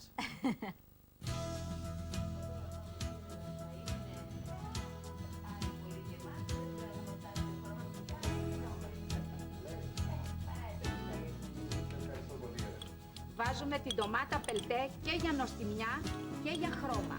Συνήθως οι ντομάτες δεν έχουν πολύ χρώμα. Είδατε το με τις ντομάτες μας, ώσπου να ετοιμάσουμε τη γέμιση. Κατά τον ίδιο τρόπο ανοίγουμε τις πιπεριές, να μην ανοίγω τώρα την άλλη, και βγάζουμε από μέσα τα σπόρια. Αφαιρούμε μια φέτα επάνω. Αλλά τώρα εγώ ήρθα από την Αγγλία, από το Μάντσεστερ. Ξέρω που μένεις πολλά χρόνια εκεί. Πρέστα από τα να το κάνετε, θα το θυμίσουμε και θα τα πούμε. Θα πάρουμε τη γεύση. Τη γεύση από όλο αυτό το ωραίο. Όπως το βλέπεις να κάνω τώρα, το μακεράκι αυτό είναι ειδικό, είναι μερικό λιγάκι και μπορεί και κόβει ωραία.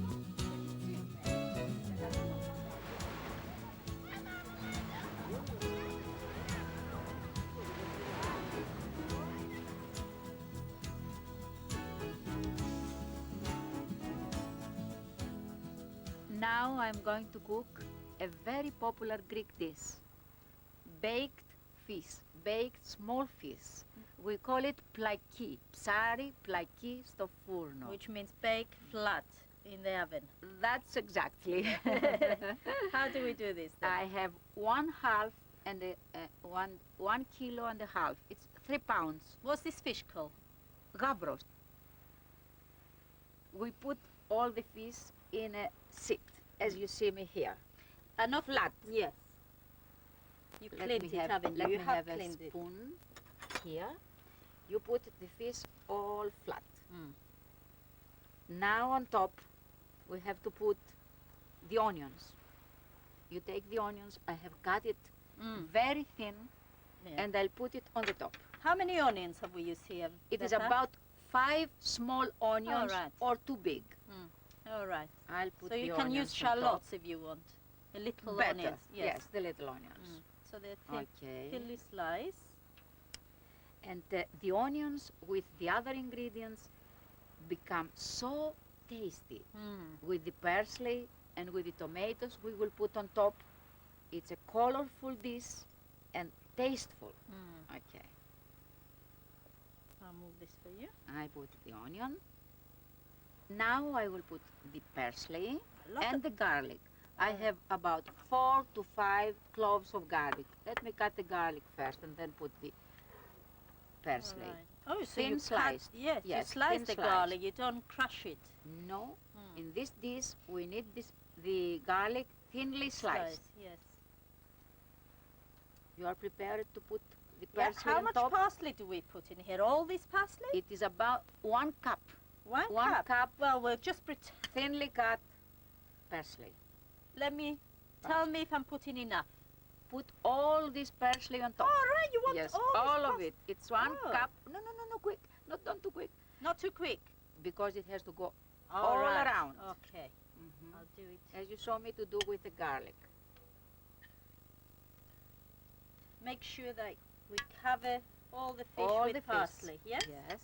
All right. Have I done a Cover all good the job? fish. You did very, Very well. good. Thank you very much for helping. Now we will put the thinly sliced tomatoes. Have you on skinned top. the tomatoes or not? Or you No, don't, you no. don't need to do I that. left the skin Yeah. on. I put the tomatoes all around and I cover the fish in order don't get dry. So the fish So, doesn't go yes, dry. Yes. Dry on the top. So you're sort of putting a layer of onions, a layer of parsley, and now we're finishing Don't with forget, the tomatoes. We mustn't forget to put some slices of lemon. You can cut How many thinly, would you like? cut the lemon thinly, slice Like thinly. that? Yes, Okay. very thin. Well, I'll try. And we will put about 3. It gives some bitterness. Yeah. How many And slices did you some- say? 3. 3. 3 of it. Okay, I covered the surface with the tomatoes. Now we will put the lemon slices and we are ready to put the olive oil on top Where shall I put and this, Becca? salt and pepper. I think you better. Here and here and there. there. All Okay, right. very nice. Okay, now we have to put the salt. Enough salt. And then freshly ground pepper. Smells very nice. Wonderful. Well, the whole thing looks so colorful Mhm. and so beautiful. And we haven't started cooking yet, but it smells No, but it's lovely. it smells so nice. Yeah, because of the ingredients, the fresh ingredients we're using here. For 3 pounds of gavros, we need 1 cup olive oil. Again, a lot. Pour the olive oil on top, all around. We'll spread it. Very nice. So this dish needs a lot of olive oil. 1 Yes? cup. Yes. Lots of olive oil. And it becomes very tasty when all the juices evaporate and the olive oil stays there. Yes. So we don't add anything else now. So No it water. needs much baking. A lot of baking. A lot of baking. It takes about 1 hour and a half. Wow, for a little fish like but that. It's so tasty. Yes. Do you cover it when you bake it or uncover no, it? because I Yes. want all the juices to evaporate. Yes. So And we don't only cover. the olive oil stays To remain, and a yes. little thick sauce. Finish. We are ready to put it in the In oven and yes. bake 1 hour and a half. Lovely. Well, we should go and put it in the oven now. Yes, Then is your why oven not? ready? Ready? The oven is ready. Let's go. Okay.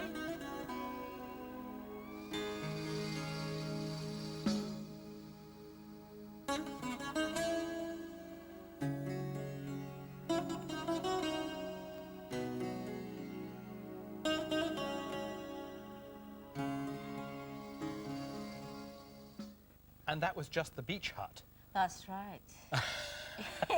Stylish life. Imagine her house Yes, must quite, look like. absolutely, yes, very, And very you know, nice. she had a little church building in the really? backyard. Yes. Oh, how lovely. Fantastic. Yeah. Little white church. Oh, really, how really sweet. nice. Yes. Well, I'm going to leave you alone with your prawns now. Okay, Charles. But I shall be back. Of course. Terrific. See you. All right. Well, let's get on with my recipe. So I'm going to make garides me feta, or sometimes called saganagi, which is prawns with feta. Now you can use fresh prawns or cooked prawns. You need about 8 prawns for each person. Peel them and then just leave the tails on because they look nice and they actually can get hold of them easily and eat them. All right. It's nice if you've got little individual dishes to put this. All right. And they make a lovely starter. All right. Just put them into your oil dish like that. This is enough for 2. And then I'll get on with my sauce that we need to go with the prawns. Now in here, I'm already been frying 1 onion finely chopped in 4 tablespoons of olive oil. My onion is nice and brown now, so I'm going to add my garlic. 2 cloves of garlic, finely chopped. Mix that in together. And then my next ingredient is 7 ounces of chopped tomatoes. You can use tin tomatoes or fresh tomatoes. The choice is yours. Then I'm going to add half a glass of white wine. And I'm also going to add the same amount of hot water or cold water. That's it. And I'm also going to add a teaspoon of sugar that I like to use with my tomatoes. A small teaspoon of dry oregano. If you've got fresh oregano in your garden growing, use that. And I'm also going to add some freshly ground black pepper. And I'm only going to add a little bit of salt because I'm going to add feta on top of my prawns. So as I usually say, feta is quite salty, so you don't really need a lot of salt. You have to go easy with your salt. So I put just a touch of salt. Now you need to bring it to the boil, turn it down, and only simmer it for about 10 to 15 minutes until your sauce reduces like this. Now we're going to take a break now, and after the break I'm going to show you how to bake your prawns, and also we're going to make a lovely warm green salad to go with it. See you after the break.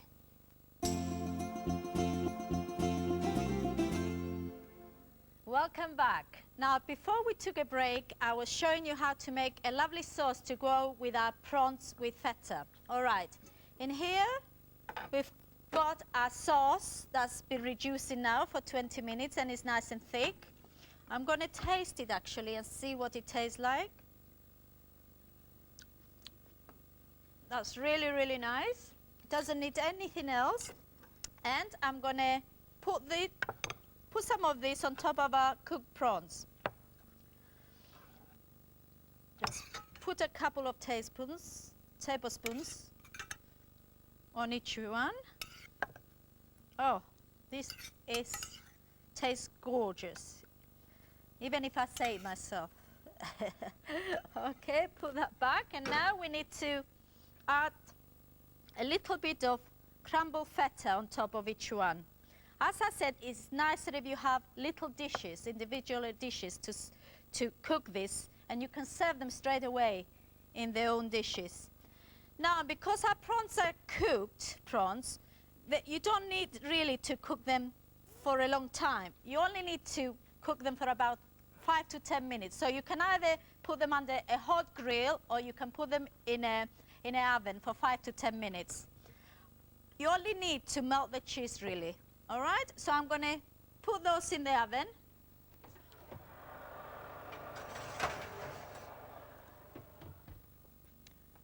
And while my prawns are cooking, I'm going to show you how to make a very fast and lovely warm salad. I'm using cabbage leaves, which they're spring leaves actually, and you need about 2 pounds of this. Now you can use spinach to make this salad.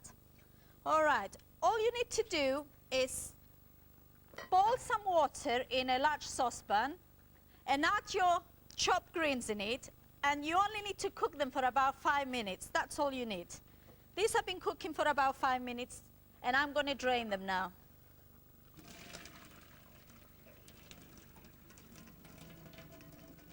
Now, these warm salads are very, very popular in Greece, especially served with fish. Now, when we were young, our grandmothers and mothers used to make us drink the stock of these vegetables because it's good for our complexion. But I never used to like it. Probably that's why I don't have a very good complexion. Okay, now you need to put it into a little bowl. That. And we need to make a simple dressing that goes really, really well with our spring greens. We need 4 fluid ounces of virgin olive oil this time because we're not cooking with it. We're just dressing our salad. Juice of 1 lemon.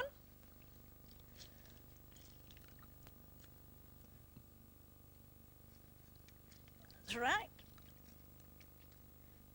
And I'm also going to add a little bit more garlic again. You probably guessed by now that I love garlic. And I'm also going to add a bit of parsley for color. And I'm also going to season it with some pepper and some salt. Just mix it up a little bit and pour it on top of your salad. And this is our beautiful salad now. Okay, I'm just going to go and check my prawns and see if they're ready. Oh yes, they are ready.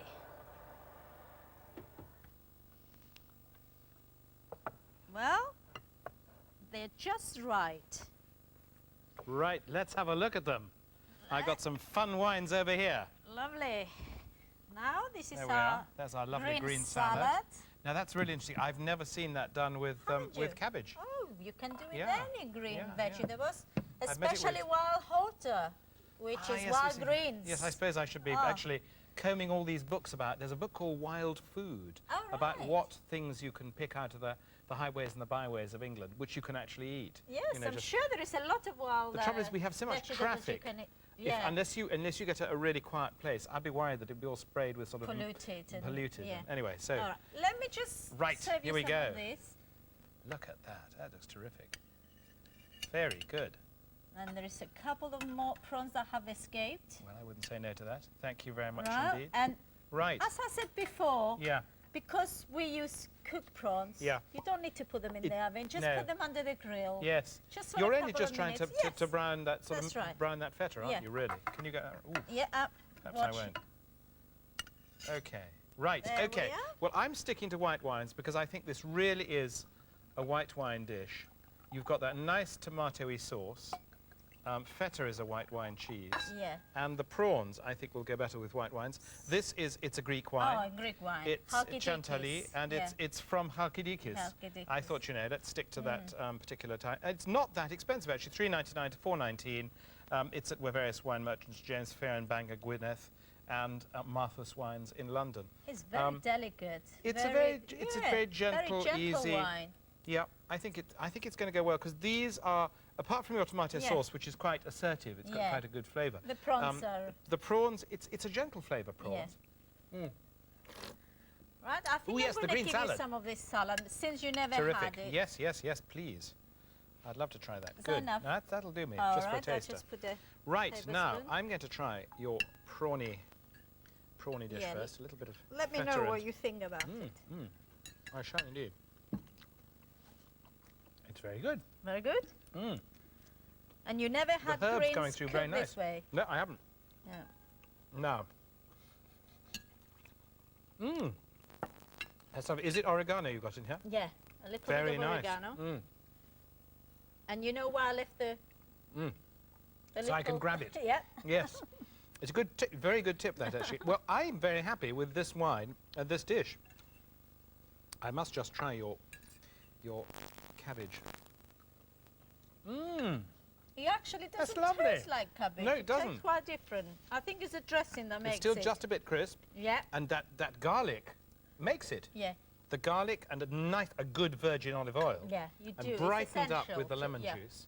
That's very good. Okay, let's go on to the second Oh, wine. that was very good. That was good, wasn't it? Now, this Very is good indeed. Italian. This comes from Tuscany, from a large company called Castello Banfi. And this is called Le Rime. It's a Pinot Grigio, which is the same as the Pinot Gris of France, or indeed the Ruländer of Germany. And this is $4.99 from Marks and Spencer. And it's a slightly richer, sort of softer, Yeah. more honeyed kind of stuff. I like that very much. I think it's a lovely wine. It's a very How does it light go? colour as well. Mhm. It almost Water white. looks like water, Yeah, absolutely. actually. Of course, it doesn't taste like water. No. No. I like that a lot. Mm. Quite good, but almost a little too honeyed for the For this, quite sharp yeah. tomato sauce and feta. Lovely wine, but perhaps not quite right for this. A little too sort of rich and honeyed. And you know, I think I know what the result of our little tasting is going to be. This is Australian. Australia. It's a Barossa Valley Semillon from Peter Lehman, wonderful character. And this is a little more expensive, $4.99 from Safeway. Lovely, rich, full-bodied Australian wine. Isn't that Very terrific? Nice, very nice. It's a yes. lovely, lovely wine, Lovely, I think. but I think it may prove a little too characterful You think so? for this very delicate dish. I don't know. I just have a funny sneaking suspicion.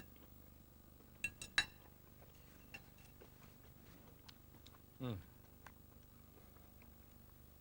I quite like it. Actually, it's one of these cases where you have a sort of contrast of flavours which actually works very well together. Now, I thought that I was going to be going for the Greek wine again. Yeah. But actually, on this occasion, that really very assertive, rich, ripe Australian fruit, I mean, that's one thing the Yeah, Australians do very yeah. well. They make their wines very fruity. Works incredibly well That's what I think. with this lovely tomatoey sauce and the feta and the gentle prawns. That's right. So this time, the Australians out on top. Australian wins this Well, time. Yes. Anyway, if you'd like to try Lula's recipes at home, together with my wines, here are all the details and today's recipe recap.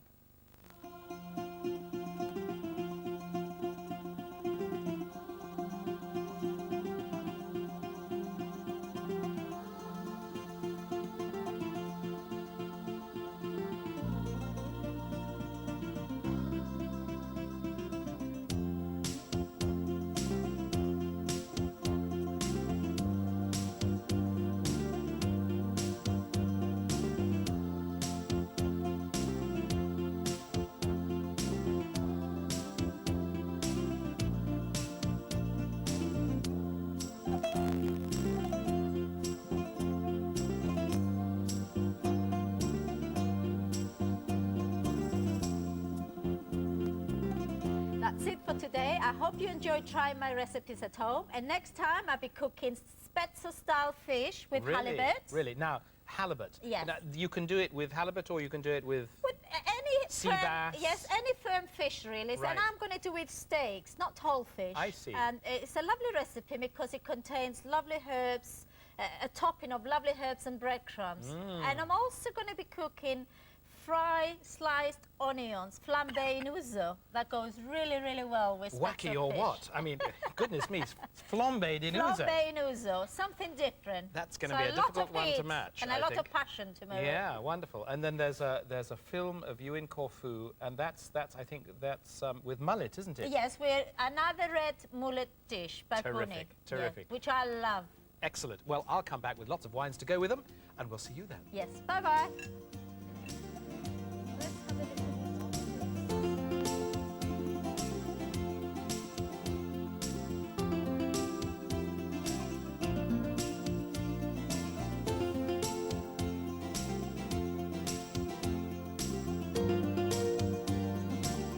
Wine.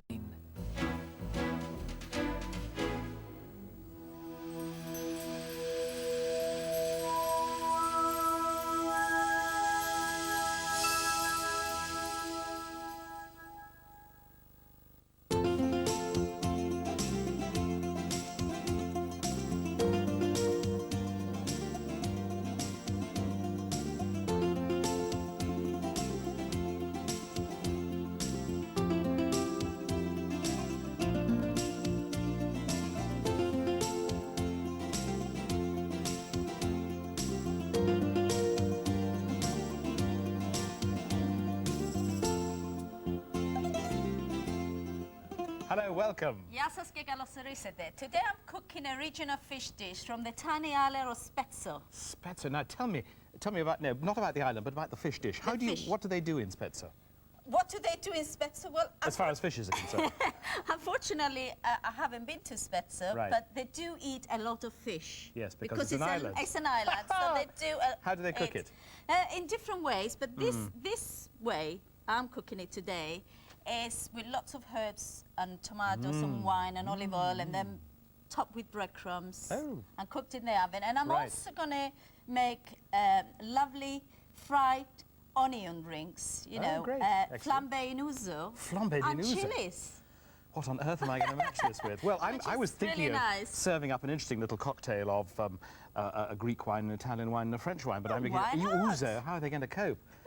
Anyway, to start with, we've got a film of you, and this is, I think, with Rosemary Barron. That's right. Cooking red mullet.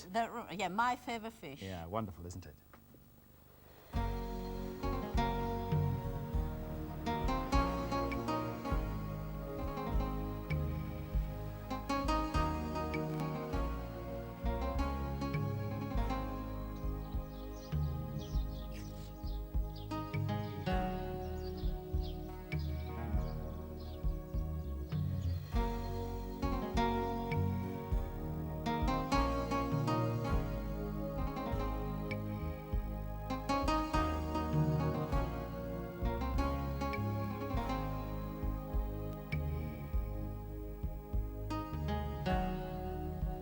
For this dish, Barbuni. Barbuni. You know, Greeks love barbuni. They pay a fortune for barbuni. Yes.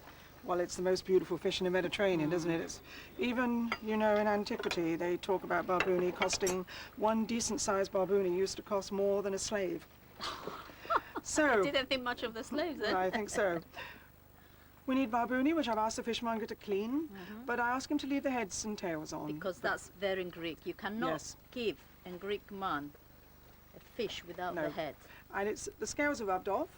We have some flour, and we're going to season the flour with sea salt, plenty of sea salt, good seasoning, pepper, and we're going to Just toss them, yes? just lightly toss them. Set Again, them that's on a one very side. Greek way to cook fish. Very simple. Very, very simple. But when your fish is so fresh, you don't need any other recipes really, sauces and things.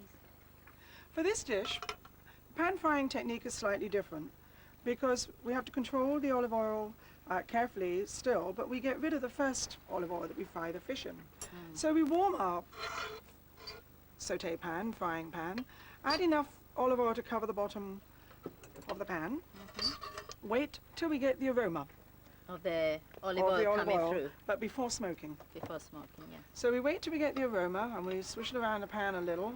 Use a nice heavy pan, that way your food doesn't burn. Put the first one in. Check it's sizzling before you add the others. Otherwise it stops them cooking, It doesn't stops it? That's the them- reason we do that. And we'll keep an eye on them because they're delicate fish. They don't take too long to cook. So we'll keep our eye on them, but we won't let them, we don't want them to cook too hard because that ruins the flavour of the olive oil again. But we need to keep them on a nice gentle sizzle. This is quite an interesting dish because it's one that when you cook the fish, you can either serve them straight away, Or keep it. or you can pour, you can keep put them it in a for a dish week, and yeah. add anything, yes, from a couple of days up to a That's week. right. Let's have a look at what they look like underneath. Please, could you do me a favour and hold on to the handle? Yes. And let me see if I can lift it up and see how well cooked it is underneath. Oh, a little bit longer. I'll just cook it up. And you know the reason why rosemary is used in this dish? Because in the last few years, they've done an awful lot of research, well actually the last part of the century, an awful lot of research into the use of herbs in cookery. And they've discovered that a lot of the herbs used in Greek cookery in ancient times and through history had properties that made the dish keep and made the dish what it was. All right, so they were very clever. They're in very, the very early clever. days. They certainly We're were. only just finding out about Exactly. it. We eat it for flavour. They ate it because they knew that it was a way of keeping. And rosemary contains what's called an antioxidant. It means that the food doesn't go bad. But they've only just worked it out. So I think we've got to look to the past. And you must quite love often. rosemary because you've got the same name. Yes, I do like it. It's a lovely herb. Right. Now Will you're please hang turning on now, again I and let better me see have hold, another look. because we don't want any accidents. No, we don't. We want to eat our food. I think we still need to get a little browner. These are plump barbunia. I'll pour them. I think it's the cooking out in the fresh air that's doing this. They want to go back to the Right, sea, I and think they it's will. only here. They don't have long far to go.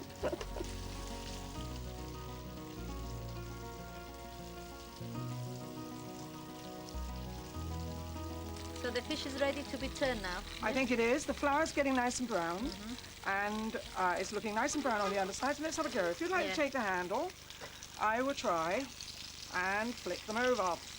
Whoops. I think they might be. Yes, they're good. Yeah, they're looking Getting a very nice colour. And we'll flick them over.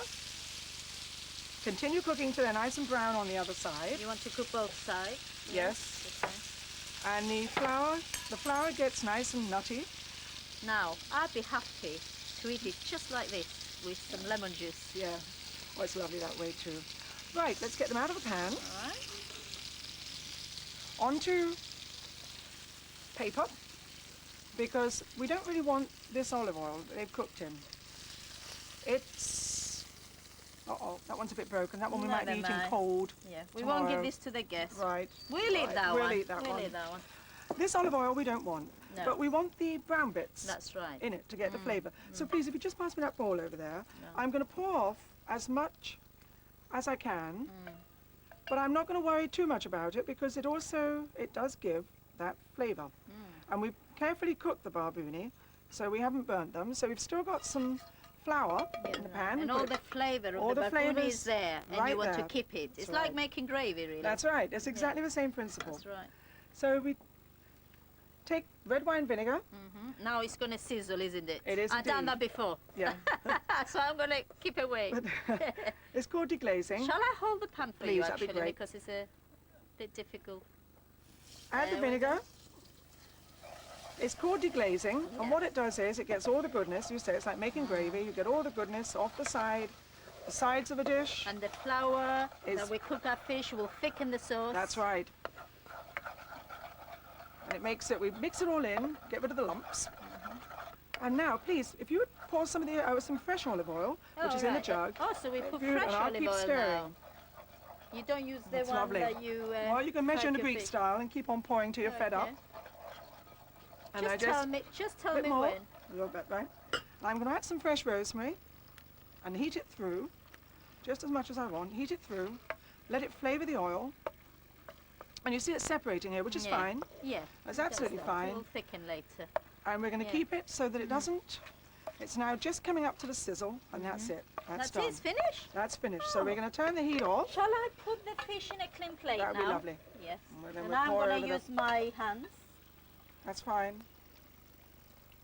There we are. Then we add the sauce. I'll put it down for you here. There we are. Can you smell the rosemary now? The heat Oh, coming I out. can, yes, it's Isn't beautiful. that lovely? Well, So I we'll love add the rosemary. sauce. I like to pour it over the fish because I like the flavour of the. Oh, yes, I can smell And it we'll- now. The rosemary too. Can you smell it now? No, we're bringing up. So rosemary that's- is not just good for meat, it's good for It's good for fish as too, well. and that's exactly why I like to make the 2 olive oils, because you get that delicate. You Yeah. catch the delicate flavour of the rosemary that you wouldn't in the olive oil that's been used to fry. So, fish is ready to serve. All we have to do is sit down and enjoy it. Sit down and enjoy it. That's exactly what we do.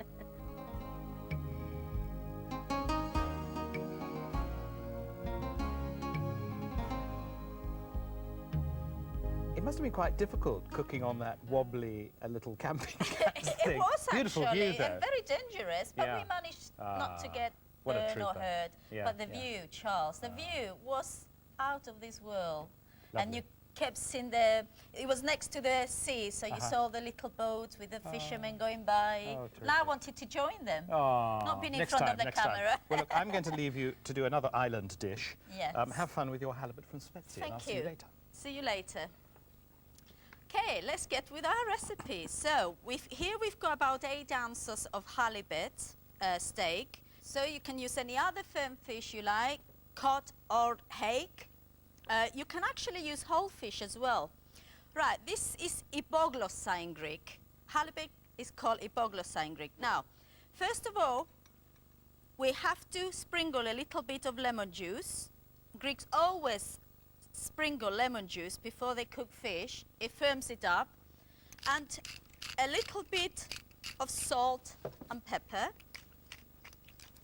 This is a very easy recipe to do and very fast, and it's also very delicious. The next thing we need is 7 ounces of fresh chopped tomatoes, but you can use tin tomatoes, it doesn't matter, but I think fresh tomatoes, especially plum tomatoes, are really, really nice. Also, we need about 3 fluid ounces of olive oil, not vegetable olive oil, just olive oil. We're also going to add 1 clove of garlic, finely chopped, and another fabulous thing, white wine, which I love. And I'm also going to add 2 tablespoons of chopped parsley. That will give it color and flavor. And I'm going to season this dressing as well, if we can call it dressing or sauce. And then all you need to do is pour it on top of your fish. Simple as that. Now, we finish with fresh breadcrumbs. And you just put it on top of the fish, and that will create a lovely crust on top of the fish after it's been cooked. Isn't it simple? Now, all we need to do is place it in the oven, 190, gas mark 5, for only 20 minutes, because fish doesn't need a lot of time to cook. Of course, if you're using whole fish, it takes a little bit longer, so you probably need to cook it for 30 minutes. I'm going to place this in the oven and bring the one out I prepared earlier.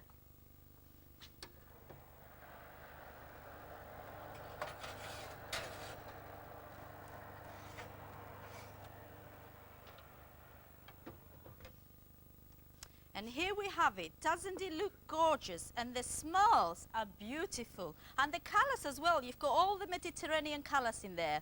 And it's so easy to make. Now, we're going to take a small break now, but after the break, I'm going to show you how to fry some onion rings flambé in ouzo.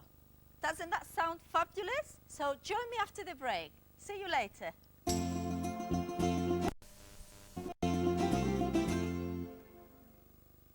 Welcome back. Now, before the break, I cooked these beautiful halibut steaks in Spezzo style. And now I'm ready to fry my onions and flambe them in ouzo. That goes beautiful with this meal. Okay, I already started frying my onions. Now I've got 2 large onions here, thinly sliced, and I'm frying them in 4 tablespoons of olive oil. And I want them to get nice and golden, just like this. And now I'm going to add 1 green chili, take the seeds out, and cut it thinly. Now this will make the onions slightly spicy, but it will also give them a little bit of a kick, which I like, you know. Right, now I'm going to season my onions with a little bit of pepper and a bit of salt. And I'm going to remove it from the heat because I'm going to flambe now. Not hot enough. Here we are. Now just let the flames die down because you're burning the alcohol, but you are going to end up with the beautiful flavor of ouzo. It will take a couple of minutes to die out. Actually, it's advisable to have a lid here in case of accidents, but I'm used to it, so I never have a lid nearby. Here we are. Our onions, as soon as the flames die out, your onions are ready. Oh, and they smell delicious. Aniseed taste. Here we are. Our onions are ready. And they look delicious. And our fish is ready. And now, just terrific. and I hope you have some lovely wines to go with this do. fish. Right. Well, let's take them over and have a go. All right, you is that it's okay, is it's that all okay. right? It's not too hot Yep, for no, you. Okay, asbestos fingers. let's go and Now, eat. let's try my little wineys. Good. Right, now we're starting off with a Greek white, Kouros from Patras. Whoops. There we are. Whoops, let me just pour you some. All and then right, I can thank get you. out of And your way. I'll get your plate Thank and you very much. see Okay. if I can cut this fish in half. Ah, it does look so good, that it really does. I hope it Oh, tastes right. good. Okay.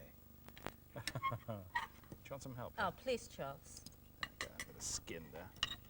Now, it's interesting because Greeks usually serve the fish with the skin on, don't That's they? right. They yes. don't, because quite often in sort of French cooking, they they take take the skin off. and they bones, say fish, bones, everything. filleted. No, the Greeks like the You like to bones see in. the whole damn thing, the Yes. whole shebang.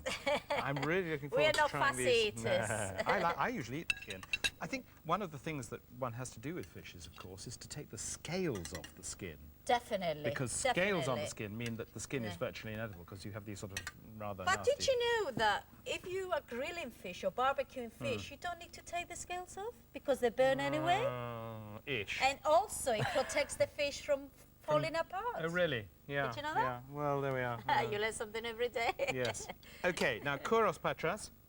This is very much in the style of the clean, crisp, modern, easy drinking Greek white that we see I nowadays. love Kouros. I think it's very good. $3.99, unwins and Waitrose. Now, let us try this delicious looking fish. I think one of the lovely things about halibut is that it's got such a lovely firm flesh. It is very firm, and you can also stew it, you see, and it doesn't fall apart like other fish. That is delicious. It's delicate, isn't it? It's lovely. not a heavy sauce. And I think it goes really, really well with the onions. Yeah, well, it's not particularly good with my wine. I'm afraid I haven't succeeded No? with the first one. And also you can serve this fish with sauteed potatoes, you know, which are easy to do. Now, those onions are really fun Aren't they lovely? because you've got that slight lift of the chili, And the, just yeah, a little and the spiciness. aniseed. And the And from aniseed. the ouzo. Well, that doesn't quite work, that No. Kouros. It's a nice wine, but it doesn't quite work with either the onions or the fish. Let's try this, which is Italian, a Bianco di Custosa. And this one Slightly is... lighter, or? Yes, it's Yeah. very light colour, isn't it? Yeah. $3.49 from Tesco. Good price. It's just got a slightly more honeyed kind of character to it. Oh, I like that. Very nice wine. How does it go with the fish? Well, I must say, let's I'm find out. great fun with this fish. It's delicious.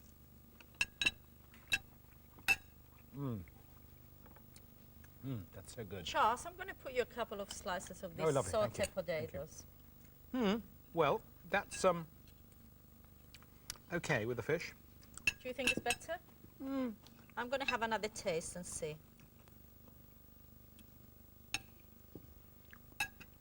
Still doesn't quite work. I haven't quite No? got this right yet. And again, a lovely, crisp, fresh, modern wine, but I don't know, it doesn't, it's still I don't know, a little high in acidity. Maybe it needs something slightly riper from a slightly hotter climate. Let's try this, because this is interesting in that it's a wine that is a grape that is usually grown in cool climates, Sauvignon Blanc. But this one has been made down in the south of France, in the Vin de Pays d'Oc. And so it's a grape that you associate with the Loire, where it's made into Sancerre and all those kind of things. Or indeed Bordeaux, Bordeaux Blanc. Sauvignon Blanc is one of the main grapes of Bordeaux. But this one, grown down in the south of France, made from probably slightly riper grapes.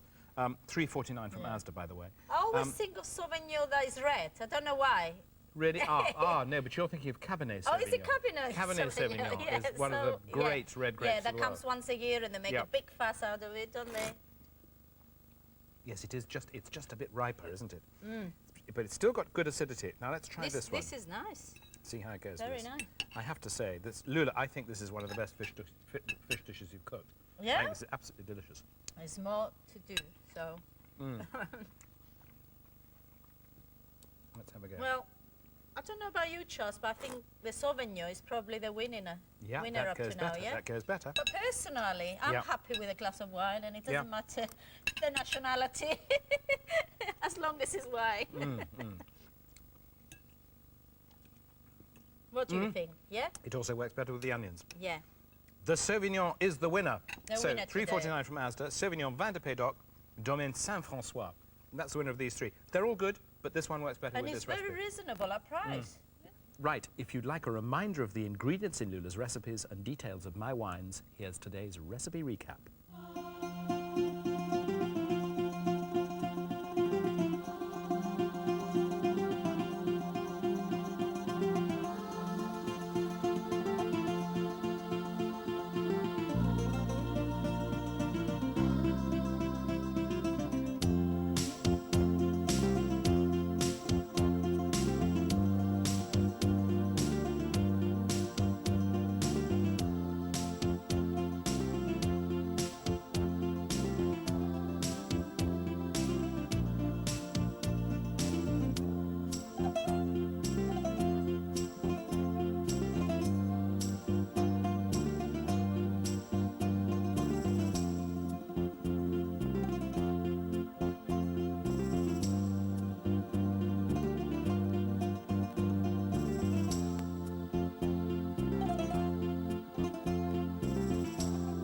I'm afraid that's it for today, but join us next time when I'm in Athens. Yes, you were cooking with Nikos Sarandos, weren't you? Who is the executive chef of the Intercontinental there. Intercontinental And Hotel. he was doing what? It was seafood parcel? I think there were Was it in- shrimps in phyllo pastry. They Right. were really, really nice, actually. In phyllo. Did he do the Yes. stretching himself, or did he No, make he ready? didn't make the phyllo pastry. Another one that cheats. No. Why make? Why spend so much time When you can buy it stretching the frozen. phyllo? Absolutely. Everybody buys Yeah, phyllo yeah, now. yeah. You can buy fresh in Greece, which Right. is really nice. Right. But you're doing seafood parcels on the show, Yeah, aren't you, I'm as actually, well? yes, but I'm not using phyllo this time. I'm using crisp-proof paper. Oh, right. All right, Yes, but you en can use, papillote, yeah, as the French would say. Papillon, I think, is it? Or Oh, is it? something- Yes, there's yeah, something en like papillote. that. And Or kleftikor in Greek. What have you got in your parcels? Mine, I'm going to have some fresh fish Yeah, with yeah. some fresh prawns and fresh mussels. That sounds deeply wonderful, and I'll have Really wines to lovely. go with them. See you next time. Bye-bye.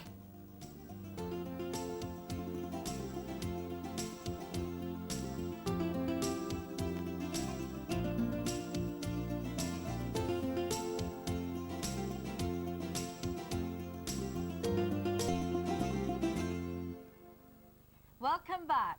Before we took a break, I was doing the filling for my parcels, fish parcels. And now we're going to show you how to wrap them up. Yeah, absolutely. Yes? Terrific. I've got the gift wrap round the corner.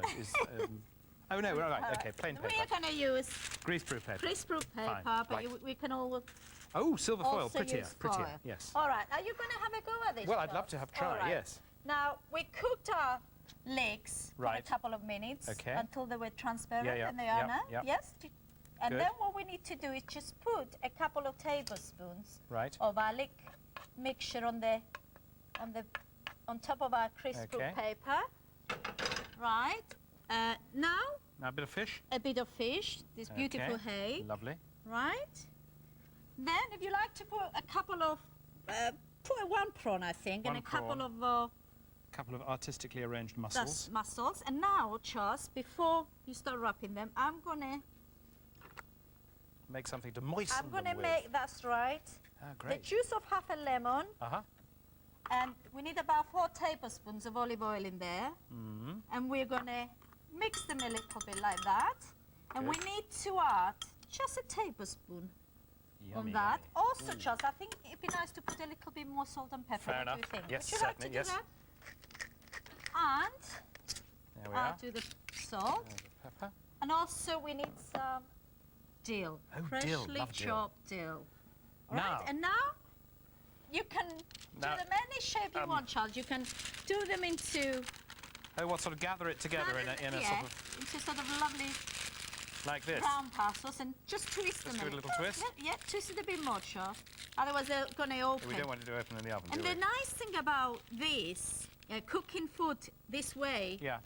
all the flavors and juices of the meat Stays inside. retains in Brilliant. these little parcels. So Okay, they're so very there's our good. first one. That's yeah. I'll show them now.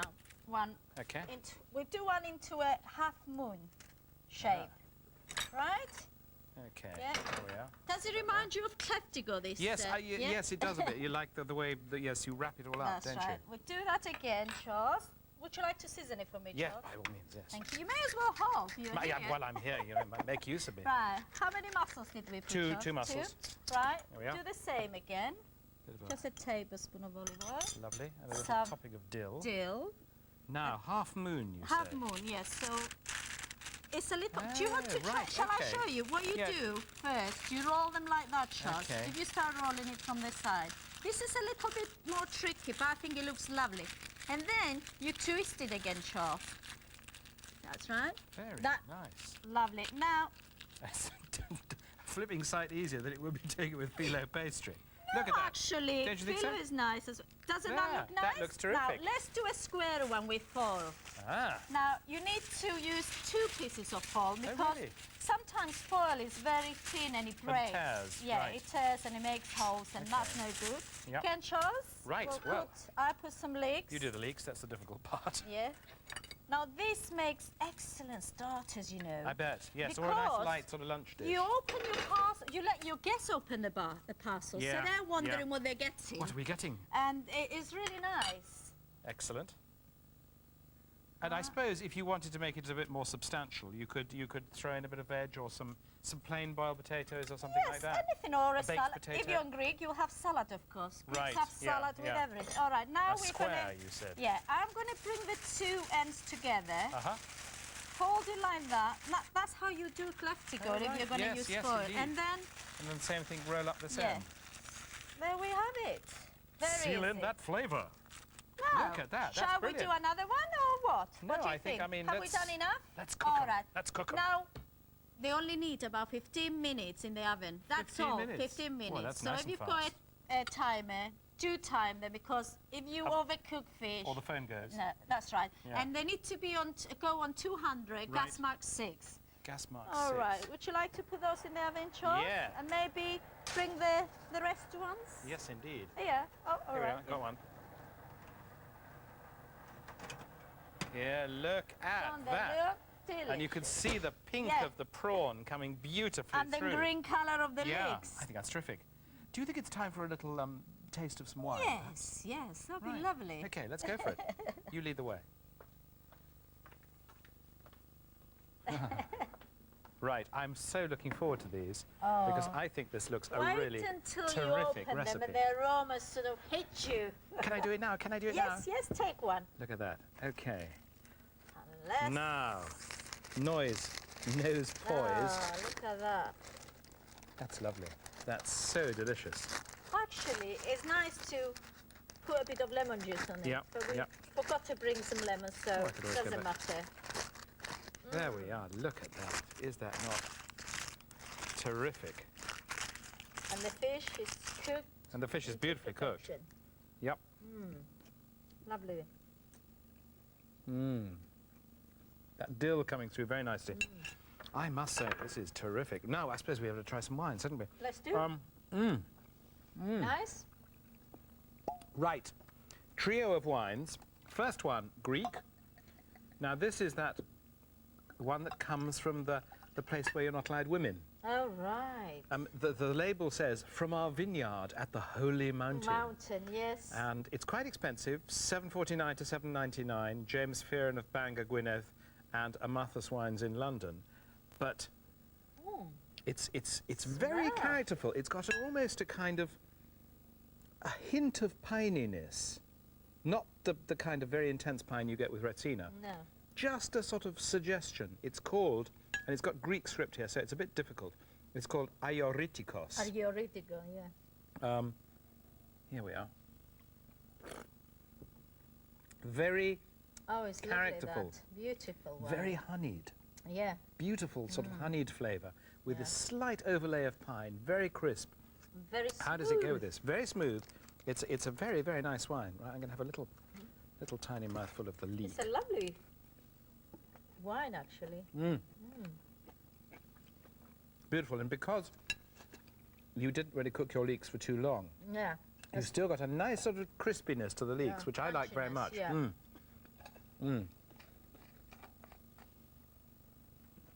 No. What do you think? Does it go well with that I mean, fish? I would say, if anything, the wine is perhaps a tiny bit too characterful For this. Yeah. because it's a very individual and flavoursome wine. Yeah. I think it's perhaps a little too strong for the very delicate flavours of your fish dish. I love the fruity taste. Yeah, to it's it, very though. it's very good lovely. wine.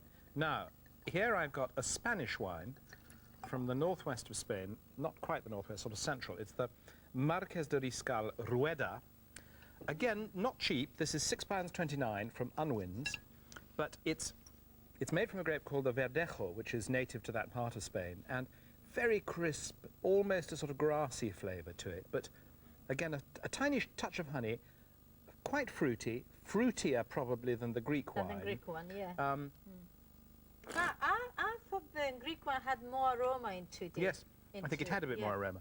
More This one- nose to it than this one. This one is perhaps a little crisper in acidity. Yeah. Let's try and see how it goes with your delicious parcel.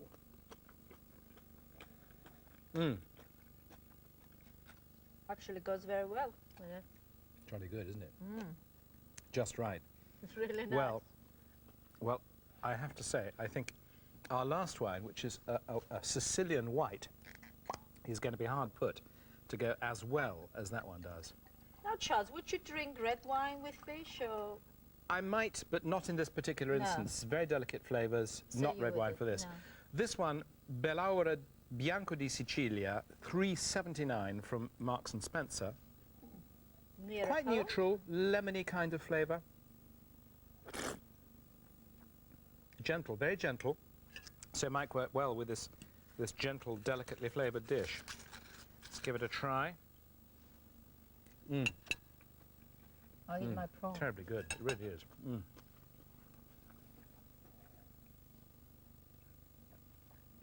Pretty good, I think. You have a It try. is. Have a taste. I already Oh, you have. have? I'll have another one. Which is your favourite? Number 2. The one in the middle. Right, well, I think the Rueda has to come out on top, but it is £6.29.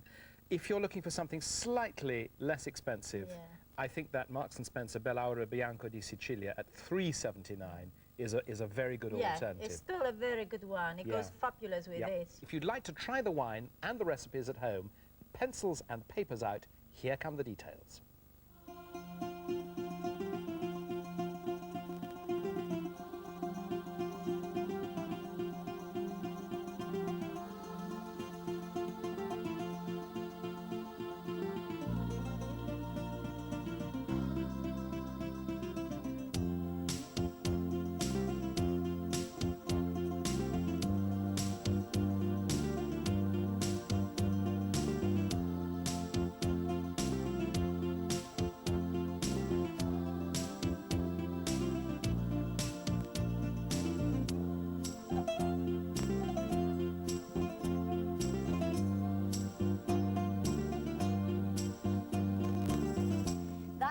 today. Join us next time when I'm in Halkidiki That was with that- Beth Alexiadou. That's right, on that wonderful... A TV cook. Yes, the beach, that beach house. In the beautiful house by the beach, yes. And she cooked an enormous fish, didn't she? A very big fish on the charcoal. It was delicious. Really lovely. Really, really Gives delicious. such a wonderful sort of smoky And I character believe to the her flavour. husband caught that fish. Did he really? Yes, I was very impressed. Very impressed. good. Because And- if I A good life.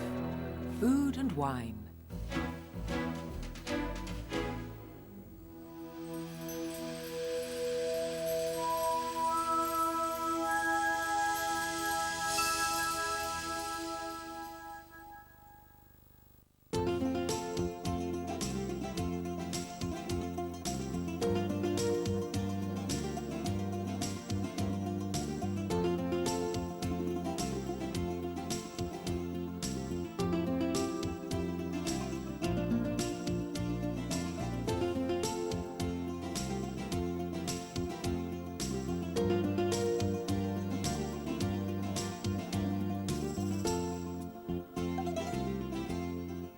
Hello, good morning. Yes.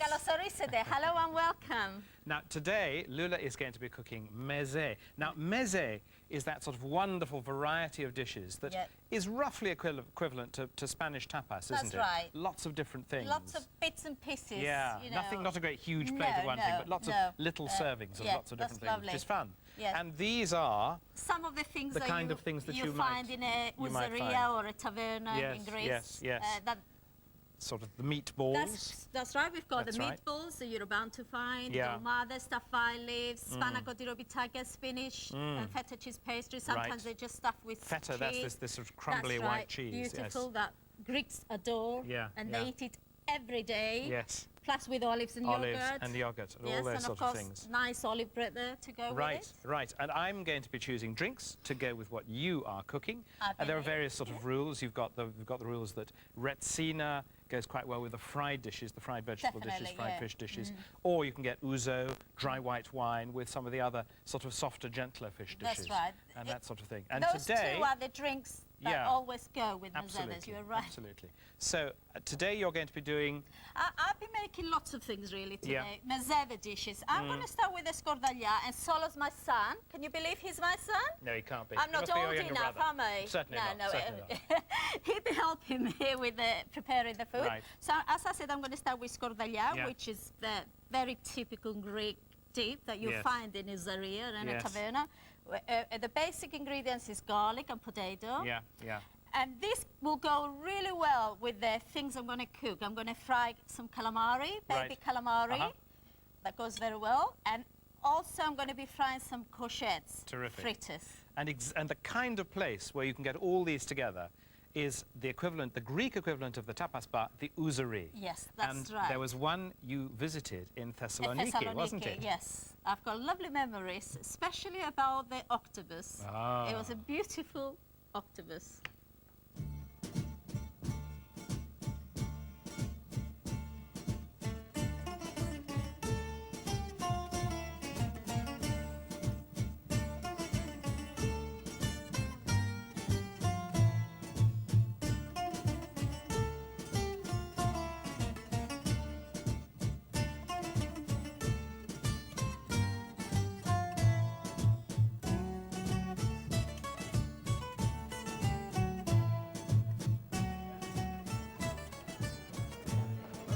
Right out here, this is my favorite ouzeri. Χαίρετε. Γεια σας. Τι να προσφέρω? Τώρα να τα σκεφτούμε λίγο. Να τα σκεφτείτε. This is great marketplace spot right here. It's called an ouzeri. You know what that is? I know what it is, but a lot of people don't know the difference, so... Well, the specialty of the house is ouzo here, as opposed to perhaps wine. Yeah, that's And it's primarily a place for lunch where wine and ouzo are incidental rather than being the purpose for coming here. And you'll see what a great lunch it is. So Τι καλά έχεις σήμερα? Έχω καλαμάρι γεμιστό, χταποδάκι στα κάρβουνα, Καλαμάρι τηγανιτό, πηδοπίλαφο, σουπιές My τυφάδο. goodness, think of all that stuff. Γαρίδες Shall we try the σασανάκι. stuffed calamari? Yes, yes, that would be And a really calamari nice. can Yes. start And I with also Ferrero. like to try some octopus. Oh, for sure. How is that cooked? I wonder. That, she'll cut a piece for us, And then throw she'll- it on the charcoal, grill it quickly, and it's a great accompaniment for the user. Yeah, I haven't had that before, so I'm very tempted to try some of that. Well, this place, you know, you can probably be served 20, 30 things and never have the same thing twice. Yeah, and it's nice where it is, isn't it? Well, it's in the middle of the marketplace. You market. can come and do your shopping. You shop for food, and just a block away for clothing and everything else. Yeah. It's a classic bazaar of the old world. Thessaloniki is famous for this. Yeah. And then you come here, rest, and have a delicious lunch. And of course, I can go further. Look at that. Yes, There so- is the octopus, Yeah. grilled, Real. beautiful, white, tender meat. Yeah. It's very tender. And that's the stuffed Stuffed squid. squid. Pine nuts and Cheese. rice. Yes. And I bet it's a little piquant. I see the red, the Yeah, telltale yeah. color of the Piquant de pepper. go. A little bit spicy, eh? Absolutely. And as you can see, the inside of the squid, the stuffing there is beautiful. Yeah. Pine nuts, Yeah. rice. Tell me, does A this little bit of taverna herbs. open at night? They Time are or- open at Yeah. night, but it's primarily a daytime A daytime place. place. Oh, and there are the wild greens. Oh. These have been picked on the hillsides. Yeah. They usually, the old ladies in their black dress will go and Early in the dig them out of morning. the ground Yeah. and sell them in the market that very day. They're very tender. And very they're good for delicious. you as well. And here is our ouzo. We must have ouzo.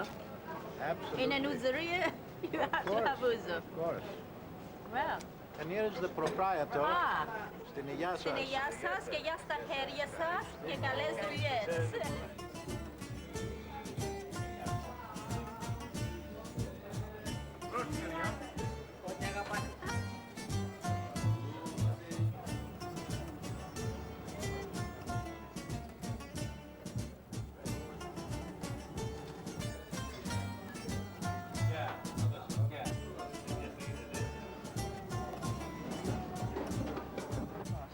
Ah, look at that moussaka.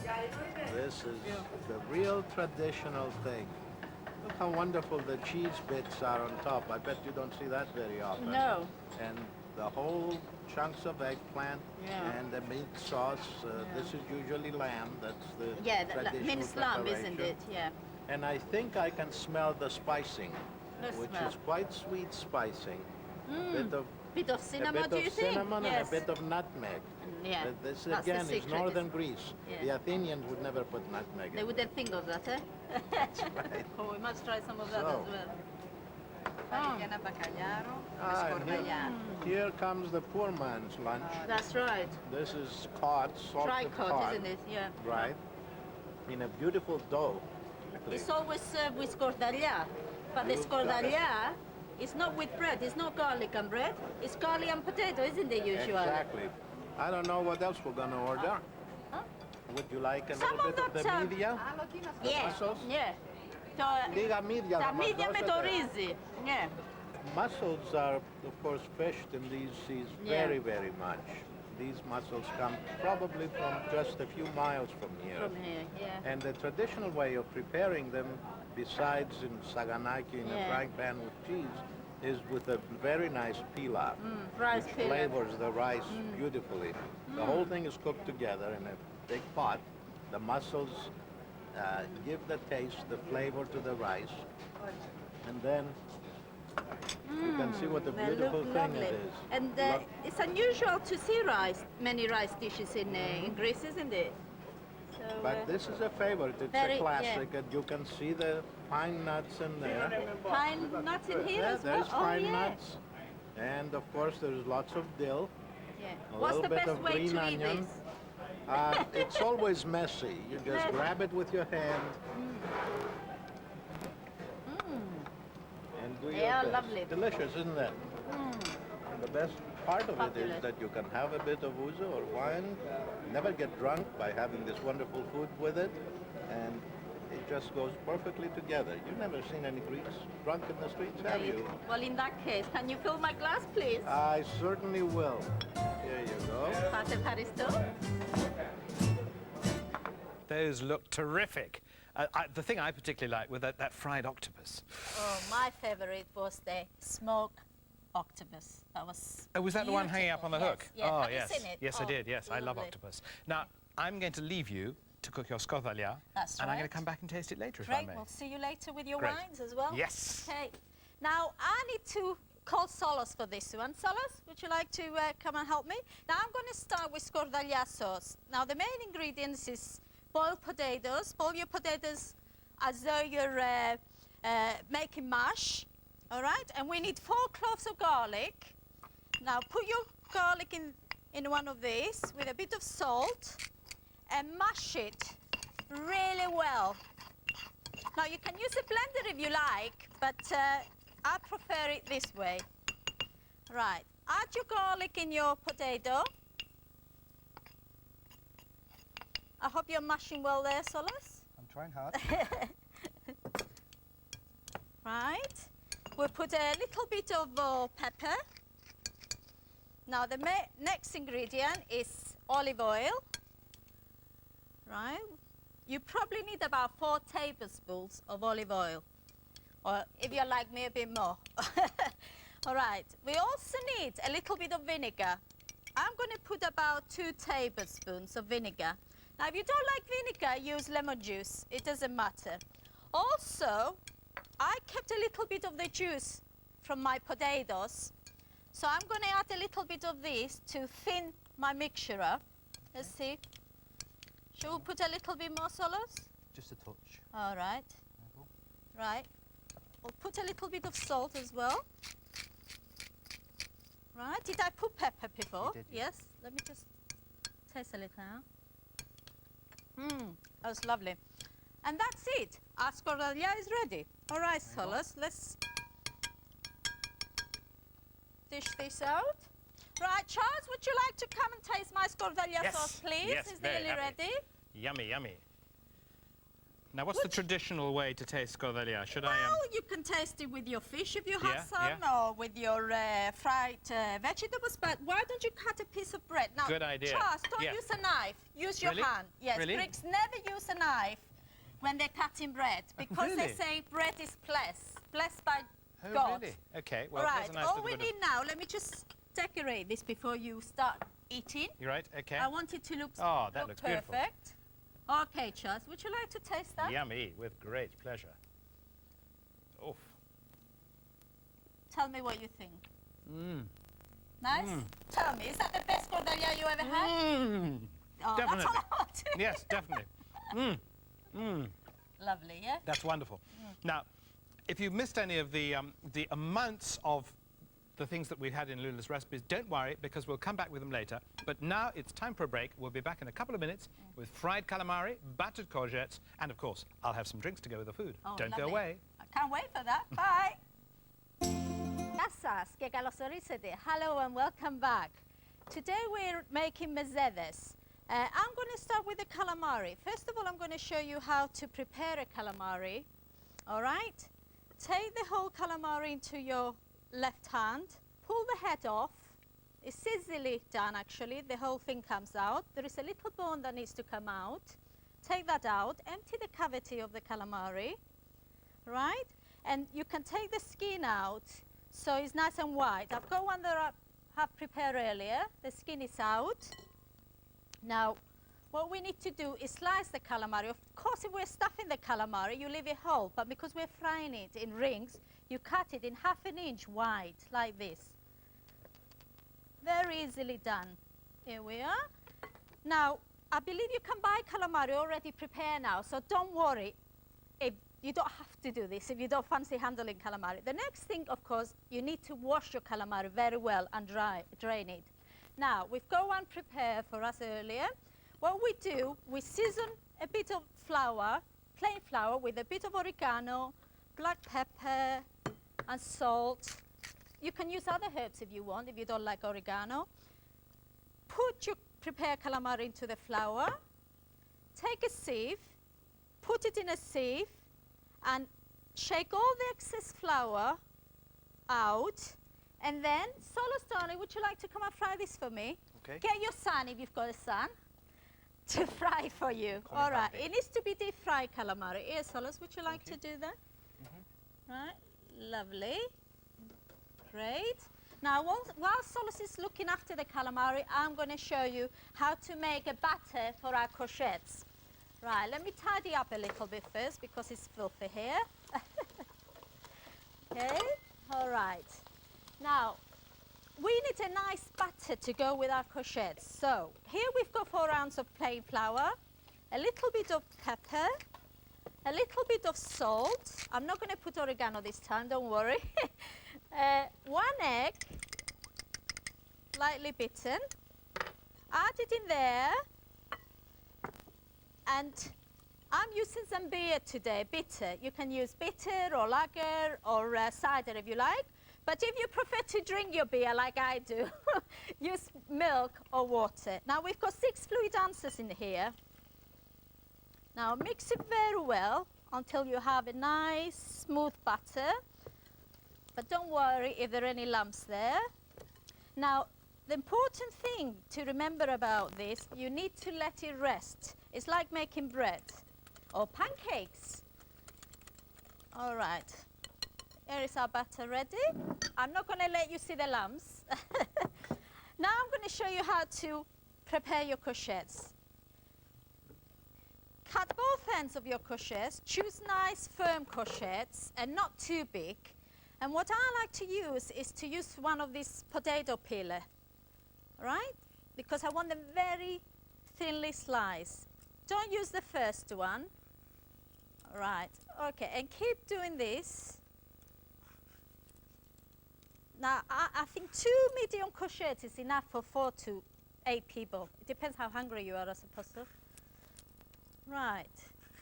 The next thing we need to do is put it on a kitchen paper. So, because courgettes contain a lot of water like cucumbers, so we want to drain some of the excess water. Season them again with a little bit of freshly ground black pepper, salt, and guess again, a bit of oregano. Okay, now we're ready to deep fry our courgettes. Okay. Okay. What you do you want to do that? Shall I do it, Solos? Your hands are dirty already, so you may as well get dirty. Right, you dip them in your butter. That's right. And then you put them into your frying basket. Now, your frying basket must be already in the oil. Otherwise, the courgettes will stick on them. Right? Do you want to do another one, darling? I think you need about 2 or 3 in there. Okay. You don't mind telling you? No, not at all. That's what I'm here for. Right, do another one. Go on then. Just for me. Okay. Soon as it's make sure that all the excess butter is out as well, like this. Oh, they're looking really nice. Can't wait to taste them. Right.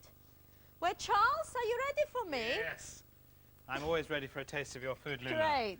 Terrific. Now, how are Don't they doing? They look nice? Oh, well, they look terrific. Sizzling happily away. We've got some already. And these are one used to. These are, yes, Solos prepared. Those calamari look wonderful. I tell you what, why don't we go to the table? All right. And we'll sit down and try the things. All right. And I will show you some lovely drinks that I've got lined up. So, first of all, I just think that since we had that lovely film about the ouzeri, I'm going to pour us each a quick ouzo. Oh, now, my favorite drink, Charles. Lula, you like your ouzo with water like me? Yeah. Water and ice. And ice, okay. Yes. Here's one for you. Thank you. Solos, what about you? Do you take it neat? Just a bit of ice. Bit of ice, bit of ice. Here you are, bit of ice. Thank you. Excuse fingers. There we are. And a bit and of I'll water. have a bit of ice I'll as well. get the And water. I like it, you like want you. it with water. About half and half ouzo and water is We right can for me. imagine Perfect. we're in Greece now. Just about, by yes. a little Just taverna spread. eating Oh, these isn't it beautiful terrific? mezeves. Yes, yes. Yeah. Yes. Yamas. Yamas. I love the aniseed taste. It's I one can of use these it drinks. as a perfume, you know. I love it so much. It's one of these drinks. It's rather like pastis in France. It's one of these drinks that when I go on holiday to Greece, I'll have an ouzo before anything else because it just sort of sums up the flavour, one of the great flavours of Greece to me. Definitely. Now, I get to try it with this marvellous scordaglià that you did a little earlier. I'm going to put some lemon on the calamari and on the courgettes because it goes really nicely. Are you gonna? I am going to, yeah. And I have to say that scordaglià potato and garlic dip with this ouzo, it's just a lovely sort of contrast. A contrast between the sort of... Do you want to? Can I? Thank you very much. I love the tentacles. I really Help get the yourselves. tentacles. Right, okay, now with these, you've got the ouzo, but I'm going to suggest a dry white wine. And what we're going to start off with is a muscadet. Oh. It's a muscadet de Sèvres sur lit. It's quite impossible. There we are. Here we are. Here's the muscadet for the camera to have a look at.